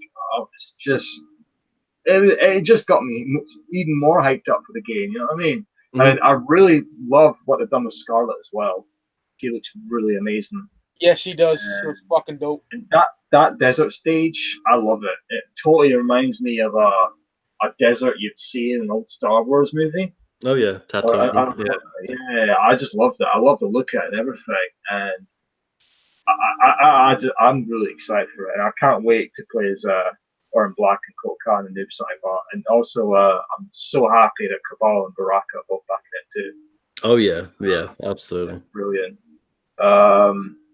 And also Shang Tsung being revealed as well. The guy who played Shang Tsung in the movie is going to play as him. That's really, really cool. Oh, really epic. I got a shock though. I mean, I heard it was a rumor. I was like, nah, it can't be true. And it was true. And I was like, oh my God, they pulled it off. Yeah. It's fantastic. But what I'm most excited about is Noob Saibot. But that, oh my God, his fatality in that trailer. Oh, Jesus. Holy mother of God. Oh, so brutal. I didn't think they would top his fatality in MK9, but they fucking did, man. Holy shit. That shit was sick as fuck, but it was just done so well, eh? Brutal as hell. And his voice as well, his voice totally reminds me of something. You know that Knight character in The Lord of the Rings? With the black mask? Knight character? I don't like Lord of the Rings, sorry. That's what Noob Saibot reminds me of a little bit. Yeah. And his voice as well sounds like that too. But I just love. I can't wait to see what his variations are going to be like as well. That's what I'm excited about. And also that Garrus guy looks cool. I like the look of him. I can't wait to play him. I think Garrus looks dope. Yeah, he looks brilliant. I'm looking forward to playing as Jax as well. Jax looks incredible. And my favorite Johnny Cage attire ever is MK2, and they got him in something similar to that. So I'm excited. I'm excited about it too. And the Cassie Cage looks a lot better. She looks really, really good. She makes the heart and that shit is fire, man. Yeah. Did you see that one when she said to Scorpion, "Can I say it just once?" And Scorpion says, "Only if you wish to suffer." And she goes, "Get over here." That shit's funny. Oh God. Yeah. Yeah. No, I'm excited. Like, I can't wait. Seriously, I'm excited. I can't believe it's 3 weeks away already. I remember this when this game was announced on December. When I got up one morning, looked at my phone, and I saw it on YouTube on my phone. I was like, "What the hell is this?" My mate sent it to me on WhatsApp, and I was like, "Oh my God!" When I watched the trailer, I was like, "Oh my God!" And that was in early December, and now here we are, 3 weeks later. Now this is crazy.